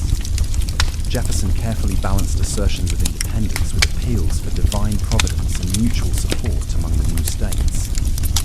The language was simultaneously bold and humble, confident in the justice of the American cause, while acknowledging the enormous challenges that lay ahead. As Jefferson put down his pen after 3 days of intensive writing, he felt both satisfaction and apprehension about what he had created. The document was longer than he had initially intended, but every word seemed necessary to make the case for independence complete and compelling. He had tried to balance philosophical principles with practical politics, universal ideals with specific American grievances, revolutionary boldness with reasoned argument. Whether he had succeeded would depend on how his colleagues received the draft and how history ultimately judged the experiment in self-government it was designed to justify. The process of writing the Declaration had been both exhilarating and exhausting for Jefferson. He He had drawn upon every aspect of his education and experience, from his classical studies at William and Mary to his legal training under George Wythe, from his reading in political philosophy to his practical work in the Virginia legislature. The document represented the culmination of his intellectual development as well as the beginning of a new phase in his political career. The young lawyer, who had once wondered about natural rights while reading in his father's library, had become the voice of a revolutionary movement that would transform the world. The heat in the Philadelphia room had become almost unbearable by the time Jefferson finished his draft, but he hardly noticed the discomfort. His mind was already moving ahead to the challenges that would follow the Declaration's adoption. Independence would have to be won on battlefields as well as in committee rooms. The new nation would need allies, resources, and institutions capable of governing effectively. The philosophical principles so eloquently stated in the Declaration would have to be translated into practical policies and enduring structures of government. Jefferson gathered his papers and prepared to present his work to the committee, knowing that the draft would undergo significant changes before reaching the full Congress. The collaborative process of revision and debate was an essential part of democratic governance, even though it might dilute some of the document's philosophical purity. What mattered most was not the preservation of his particular language, but the successful communication of the ideas that had driven the American resistance movement from its earliest days. The young Virginian who walked down the stairs of his Philadelphia lodging house on that sweltering July morning carried with him more than a manuscript. He carried the hopes and dreams of 3 million Americans who were betting their lives, their fortunes, and their sacred honor on the proposition that governments derive their just powers from the consent of the governed. The Declaration of Independence was about to begin its journey from Jefferson's desk to the printing presses that would carry its message around the world. But that journey would prove to be only the beginning of an even longer and more difficult process of creating the just society its words envisioned. The committee meeting convened in a small room in the Pennsylvania State House, the same building where the Continental Congress conducted its daily deliberations.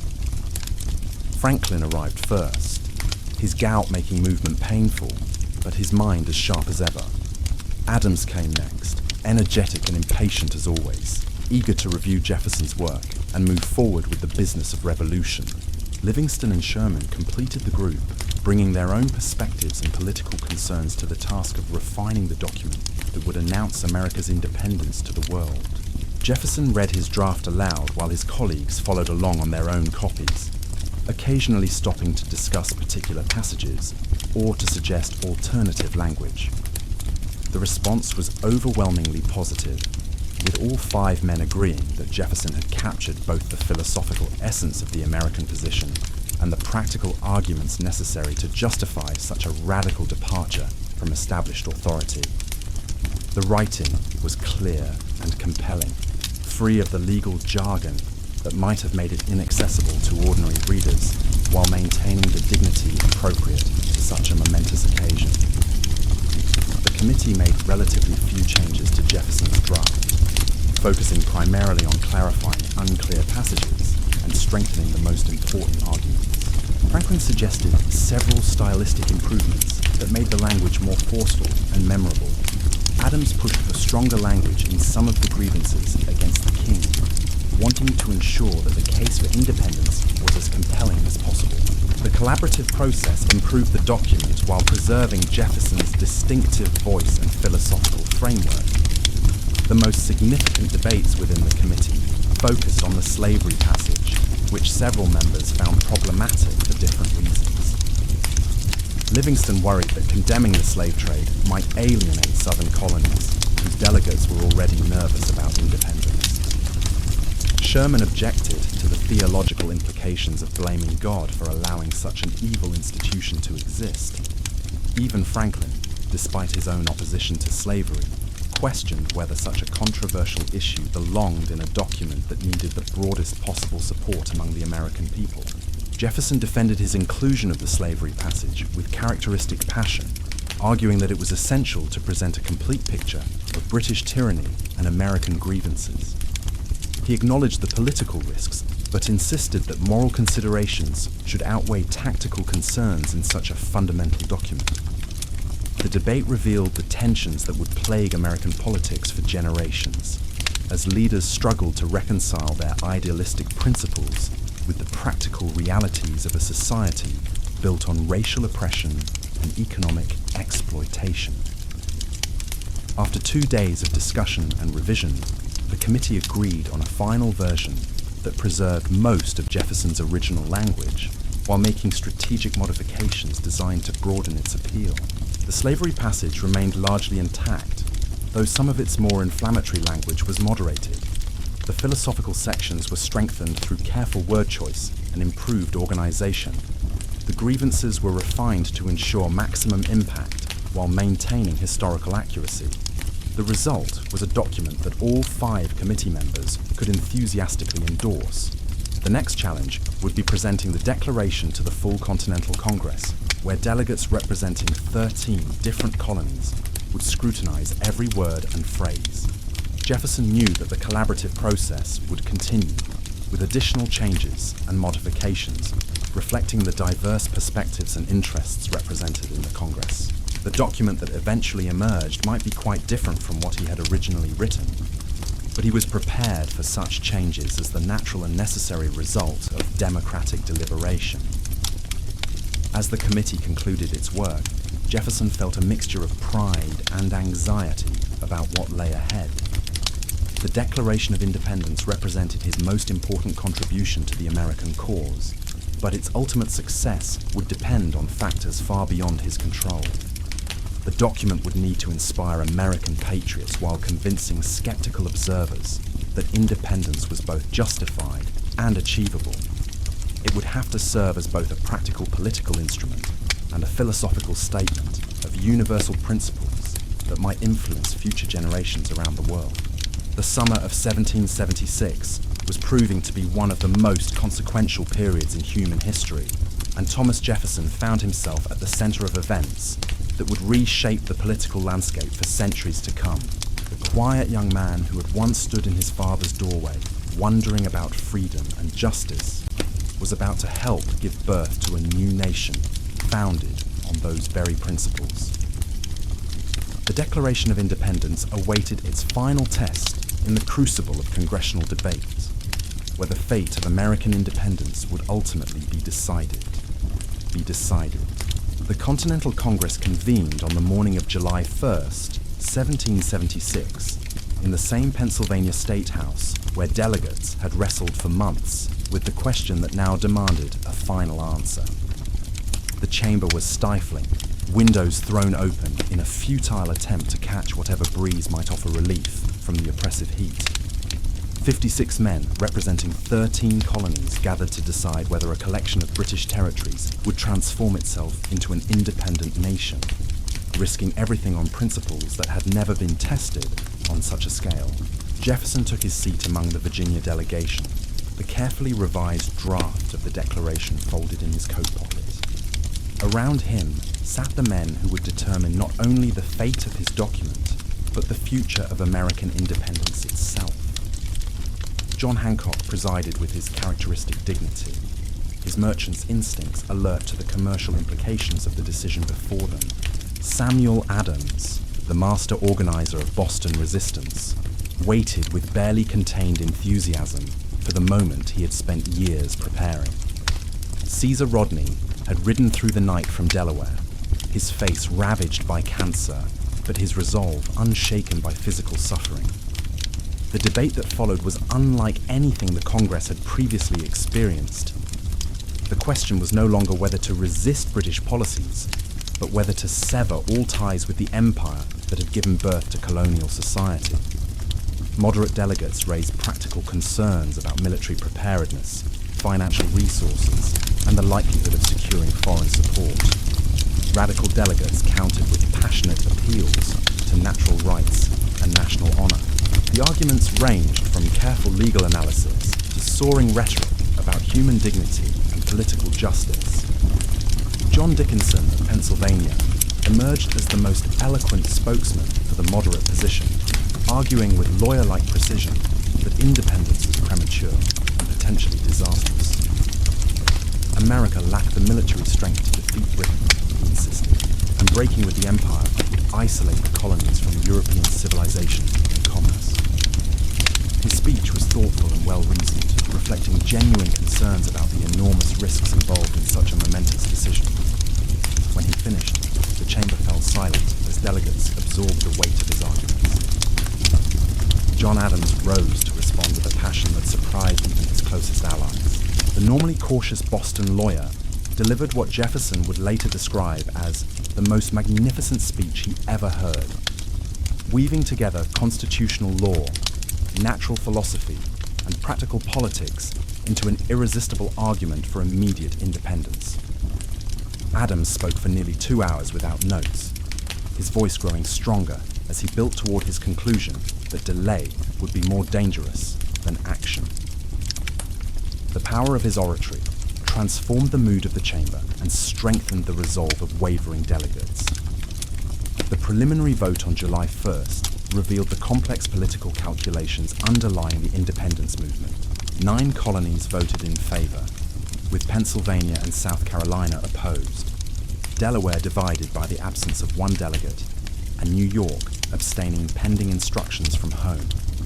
The result was encouraging but not decisive, as the Congress had agreed that such a momentous decision required unanimous consent among the colonies represented. The debate would continue through the night as delegates worked frantically to build the consensus necessary for a clean break with Britain. Behind-the-scenes negotiations continued through the evening as political leaders sought to address the concerns of hesitant delegates. Caesar Rodney's dramatic midnight ride had given Delaware the votes needed to support independence, while pressure from radical constituencies convinced South Carolina to reconsider its position.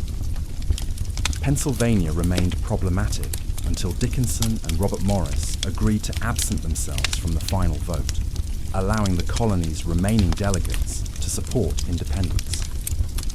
By dawn on July 2nd, the political groundwork had been laid for a unanimous decision. The vote on July 2nd was anticlimactic after the drama of the previous day's debates.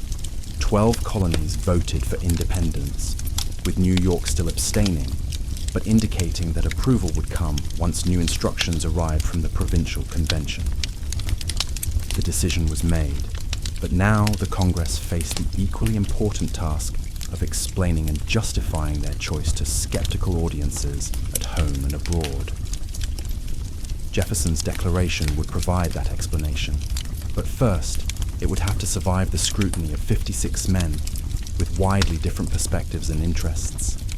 The Congress appointed itself as a committee of the whole to review the declaration line by line, a process that Jefferson found both fascinating and excruciating.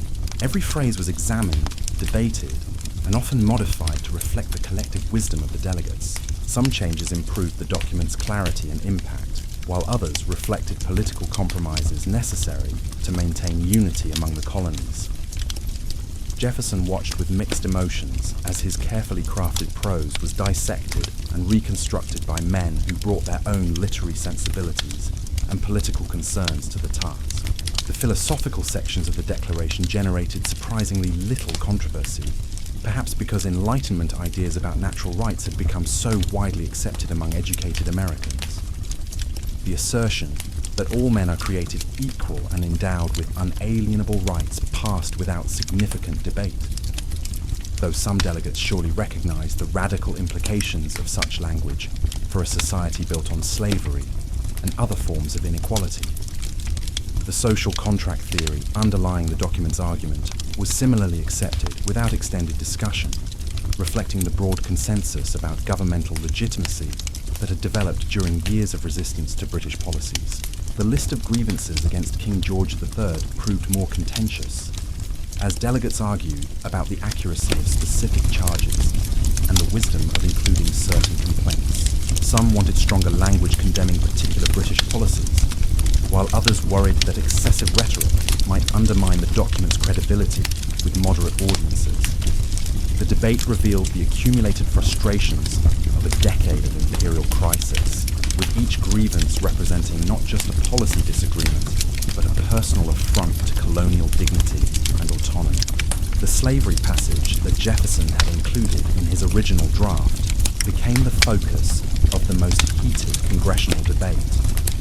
Delegates from South Carolina and Georgia objected strenuously to language that condemned the slave trade, arguing that such criticism unfairly blamed the colonies for an institution forced upon them by imperial policy.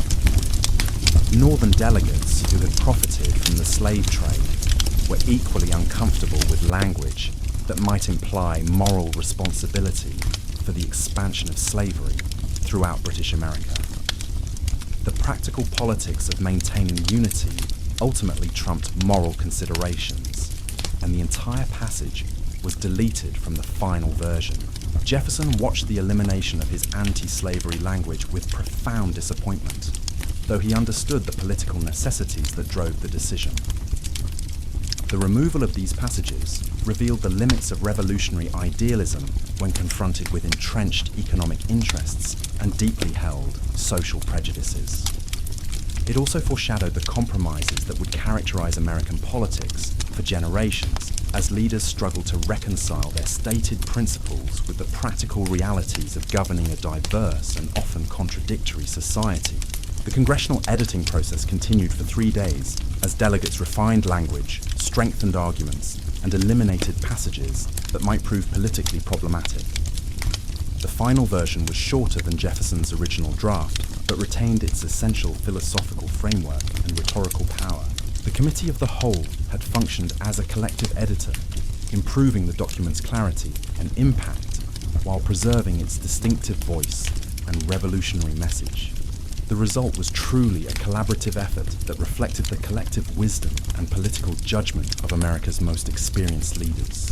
On the evening of July 4th, the Congress approved the final version of the Declaration of Independence by unanimous vote, with New York's delegation still abstaining pending instructions that would arrive several days later. The document was ordered to be printed immediately and distributed throughout the colonies, where it would be read aloud in town squares, taverns, and churches. The printer John Dunlap worked through the night to produce the broadside copies that would carry the news of American independence to every corner of the continent. Jefferson's role in creating the Declaration of Independence established his reputation as one of America's most skilled political writers, but it also marked the beginning of a new phase in his public career. The philosophical principles so eloquently articulated in the Declaration would now have to be translated into practical policies and enduring institutions of government. The young lawyer who had crafted these immortal words about human equality and natural rights would spend the rest of his life grappling with the complexities and contradictions involved in building a just society based on such ambitious ideals. The immediate response to the Declaration throughout the American colonies was overwhelmingly positive, with public readings generating enthusiastic demonstrations in support of independence. In Philadelphia, crowds gathered in the State House yard to hear the document read aloud, cheering each grievance against the king and celebrating the formal announcement of American freedom. Similar scenes played out in Boston, New York, Charleston, and dozens of smaller communities as Americans absorbed the momentous news that they were no longer British subjects, but citizens of a new nation founded on revolutionary principles. The international reaction to the Declaration proved equally important to the success of the American cause. European intellectuals hailed the document as a practical application of Enlightenment philosophy, proof that the abstract theories of Locke and Montesquieu could actually be implemented in real political institutions. French philosophers like Voltaire and Condorcet saw in the American experiment a vindication of their own critiques of absolute monarchy and hereditary privilege. The Declaration helped transform the American rebellion from a colonial uprising into an international movement for human rights and democratic government. British authorities responded to the Declaration with a mixture of outrage and dismissal, characterizing it as the work of ungrateful rebels who had forgotten the benefits of imperial protection and civilization. King George III himself reportedly called the colonists ungrateful children who needed firm discipline to restore them to proper obedience. British newspapers mocked the document's philosophical pretensions while emphasizing the military challenges facing any attempt at American independence. The rhetorical war between Britain and America had begun in earnest, with each side attempting to win international support through appeals to justice, law, and political necessity. The military implications of independence became apparent almost immediately as British forces prepared to crush the rebellion before it could gain momentum. General William Howe landed on Staten Island with the largest expeditionary force in British history, more than 30,000 professional soldiers and sailors equipped with the most advanced weapons and naval vessels available. The American Continental Army, by contrast, consisted of fewer than 20,000 poorly equipped volunteers whose terms of service were set to expire at the end of the year. The disparity in military resources was a sobering reminder that declaring independence was far easier than actually achieving it. Jefferson watched these developments with growing concern from his position in the Continental Congress, where he continued to serve on committees dealing with military affairs, foreign relations, and constitutional questions. The practical challenges of governing an independent nation were proving far more complex than the theoretical exercise of declaring independence. The Congress lacked reliable sources of revenue, effective means of coordinating military operations across 13 different states, and clear authority to negotiate with foreign powers. The Articles of Confederation that would eventually address these problems were still being debated, leaving the new nation to operate under improvised arrangements that satisfied no one.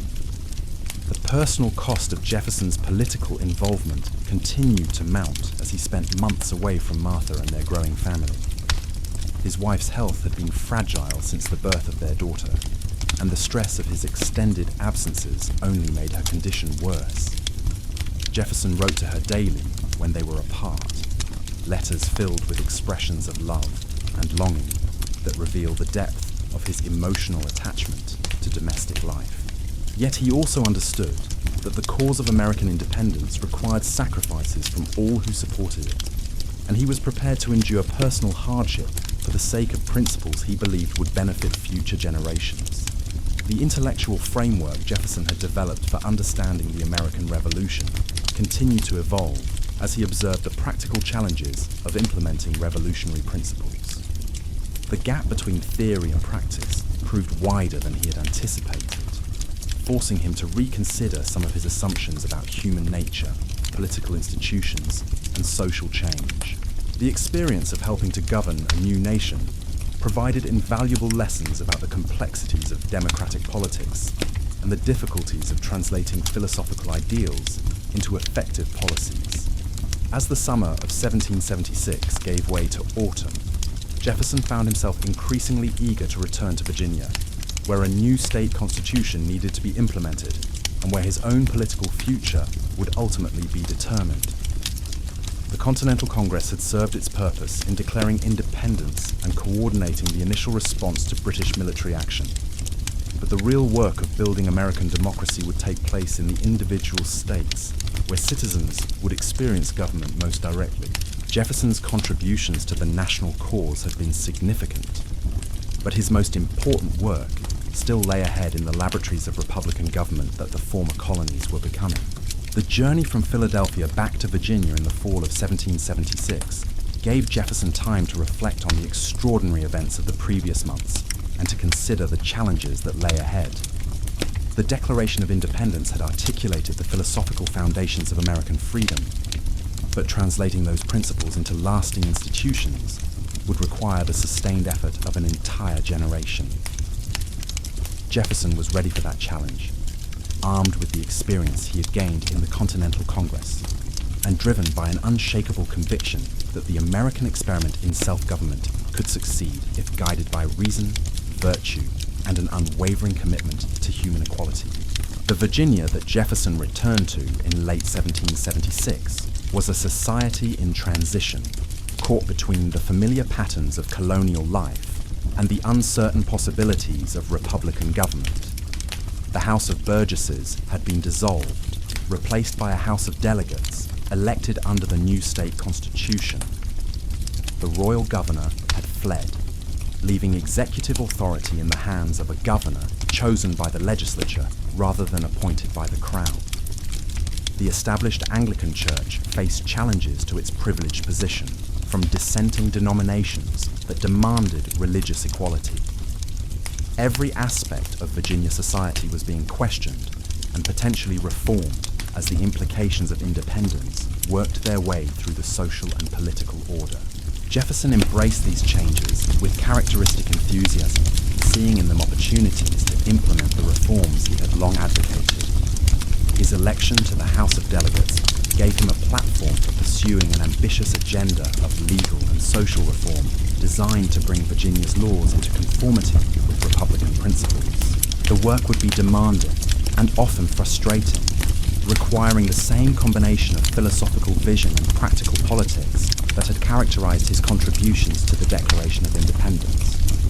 But Jefferson was eager for the challenge, confident that Virginia could become a model of enlightened government that would inspire similar reforms throughout America and eventually around the world. The transformation of Thomas Jefferson from colonial lawyer to revolutionary leader was now complete, but his most important contributions to American democracy still lay ahead. The man who had given voice to the principles of the Declaration of Independence would soon turn his attention to the equally challenging task of building institutions capable of protecting and preserving those principles for future generations. The quiet young man who had once wondered about freedom while reading in his father's library was about to help create a new form of government that would test whether such freedom could actually survive in a complex and imperfect world. The Virginia House of Delegates that convened in October 1776 bore little resemblance to the colonial assembly Jefferson had known in his youth. Gone were the powdered wigs and elaborate court dress that had marked the old regime. In their place sat farmers in homespun cloth, mechanics with calloused hands, and lawyers like Jefferson who had traded aristocratic pretensions for Republican simplicity. The very air seemed different, charged with the electricity of possibility that comes when ordinary people suddenly find themselves wielding extraordinary power. Jefferson took his seat among the Albemarle County delegation with a mixture of excitement and trepidation. The theoretical discussions about Republican government that had occupied his mind for years were about to become practical realities. Laws would need to be written, institutions created, and the entire structure of Virginia society rebuilt on foundations of reason rather than tradition. It was an opportunity that few men in history had ever possessed, the chance to participate in the conscious creation of a just society based on enlightened principles. The legislative chamber itself reflected the democratic spirit of the new era. Where the colonial House of Burgesses had met in an elegant building designed to impress subjects with royal grandeur, the delegates now gathered in a modest hall that emphasized function over ceremony. The speaker's chair was plain wood rather than ornate mahogany. The members sat on simple benches without the hierarchical seating arrangements that had once reflected social rank and political influence. Even the procedures had been simplified, with lengthy rituals of deference replaced by straightforward democratic debate. Jefferson's first priority was a comprehensive revision of Virginia's legal code, a project that would consume much of his energy for the next 3 years. The laws inherited from the colonial period were a bewildering mixture of English statutes, royal proclamations, and local customs that often contradicted both Republican principles and practical necessity. Many reflected the hierarchical assumptions of monarchy and aristocracy, while others were simply obsolete in a society that no longer recognized hereditary privilege or established religion. The entire system needed to be rationalized and brought into conformity with the natural rights philosophy that had justified American independence. The task was enormous, involving the review and revision of hundreds of statutes covering everything from property rights to criminal penalties. Jefferson approached it with characteristic methodology, organizing the work into systematic categories and applying consistent philosophical principles to each area of law. He was assisted by George Wythe, his old mentor, and Edmund Pendleton, one of Virginia's most experienced jurists. Together they formed what became known as the Committee of Revisers, a body charged with creating a legal framework worthy of the world's first large-scale Republican experiment. The committee's work revealed the deep tensions between Jefferson's idealistic vision and the practical realities of Virginia society. His draft of a comprehensive criminal code, for example, proposed eliminating the death penalty for all crimes except murder and treason, a radical departure from English law that prescribed capital punishment for dozens of offences. The proposal reflected Jefferson's belief that Republican government should be based on reason and humanity rather than fear and violence. But it also challenged deeply ingrained assumptions about crime and punishment that many Virginians were reluctant to abandon. Even more controversial was Jefferson's proposed bill for religious freedom, which would have ended the Anglican Church's privileged position and established complete separation between church and state. The bill declared that no person should be compelled to support any religious institution or suffer civil penalties for their private beliefs, a position that went far beyond religious toleration to embrace genuine religious equality. Conservative legislators and Anglican clergy mounted fierce opposition to the proposal, arguing that it would undermine social order and moral authority by removing religion from its traditional role in public life. Jefferson defended his religious freedom bill with passionate eloquence, drawing on both philosophical arguments and practical political considerations. Religious coercion, he argued, was incompatible with the natural rights that formed the foundation of Republican government. No civil magistrate had authority over matters of conscience, and attempts to enforce religious conformity inevitably led to persecution and social division. Moreover, religious freedom would strengthen rather than weaken Virginia by attracting immigrants from other states and countries who sought refuge from religious oppression. The arguments were compelling, but the political resistance was formidable. The debate over religious freedom exposed the limits of revolutionary change in Virginia society. Many delegates who had enthusiastically supported independence from Britain were far more cautious about challenging established institutions within their own commonwealth. The Anglican Church had been part of Virginia life for over a century, and its ministers, buildings, and endowments were woven into the fabric of local communities throughout the state. Dismantling this system would affect thousands of families and hundreds of communities in ways that were difficult to predict or control. Jefferson's educational reforms faced similar obstacles, though they generated less organized opposition than his religious proposals. His bill for the more general diffusion of knowledge proposed a comprehensive system of public education that would provide 3 years of free schooling for all white children, regardless of their family's economic circumstances. The plan also called for the establishment of grammar schools in each county, and the expansion of the College of William and Mary to serve as the capstone of Virginia's educational system. It was an ambitious vision that reflected Jefferson's conviction that Republican government could only succeed if citizens possessed the knowledge necessary to make informed decisions about public affairs. The educational bill revealed Jefferson's complex relationship with questions of equality and social hierarchy. While he genuinely believed that talent and virtue, rather than birth, should determine individual advancement, he also accepted many of the racial and gender limitations that characterized his era. The proposed school system was limited to white children, with no provision for educating enslaved people or free blacks. Girls would receive only basic literacy training, while boys alone would have access to higher education and professional preparation. These limitations reflected not just practical political considerations, but also Jefferson's own assumptions about natural differences between races and genders. The most challenging aspect of Jefferson's reform agenda was the question of slavery, an institution that contradicted every principle of natural rights philosophy, yet remained essential to Virginia's economic and social structure. Jefferson had attempted to address this contradiction in his original draft of the Declaration of Independence, but the Continental Congress had eliminated his anti-slavery passages for political reasons.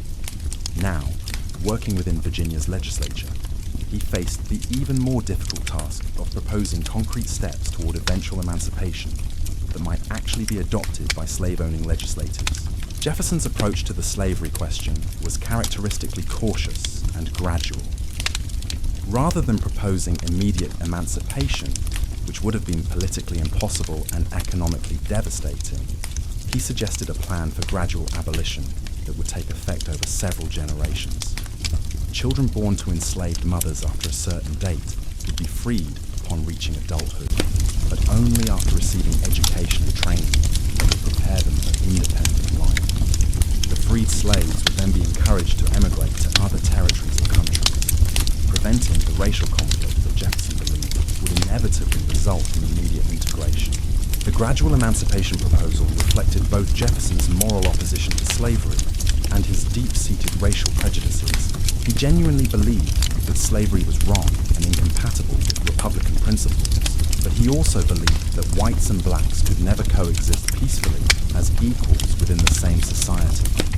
These views were shaped by the scientific racism of his era, which portrayed racial differences as fundamental and unchangeable, rather than as products of historical circumstances and social conditioning. The result was a reform program that acknowledged the injustice of slavery while perpetuating many of the assumptions that had created and sustained the institution. The legislative battles over Jefferson's reform proposals consumed most of his energy during his 3 years in the House of Delegates. Some measures, like the revision of criminal penalties and the reorganization of county courts, passed with relatively little controversy because they addressed obvious practical problems without challenging fundamental social arrangements. Others, particularly those dealing with religion and education, faced sustained opposition from conservative legislators who feared that too much change too quickly would undermine social stability and traditional authority. Jefferson's experience in the Virginia legislature taught him valuable lessons about the complexities of democratic politics and the difficulties of implementing philosophical ideals through practical institutions. He learned that even well-intentioned reforms could have unintended consequences, and that political success often required compromise and patience rather than rigid adherence to abstract principles. The process was frequently frustrating for someone of Jefferson's temperament, who preferred the clarity of philosophical argument to the messy realities of legislative negotiation. The personal costs of Jefferson's political involvement continued to mount during these years as he struggled to balance public service with family responsibilities and private interests. Martha's health remained fragile, and she suffered several miscarriages that left both husband and wife emotionally devastated. The couple's surviving children required constant attention and care, while Jefferson's plantations needed management and supervision that he could not provide while attending legislative sessions in Richmond. The financial pressures were also significant, as public service provided no compensation while preventing him from practicing law or attending to his business affairs. Despite these challenges, Jefferson found deep satisfaction in the work of legal reform and constitutional development. The opportunity to participate in the conscious creation of Republican institutions was unprecedented in human history, and he understood that future generations would judge their efforts by the durability and justice of the systems they established. Every bill he drafted, every speech he delivered, every vote he cast was a contribution to an experiment in self-government that would influence political development around the world for centuries to come.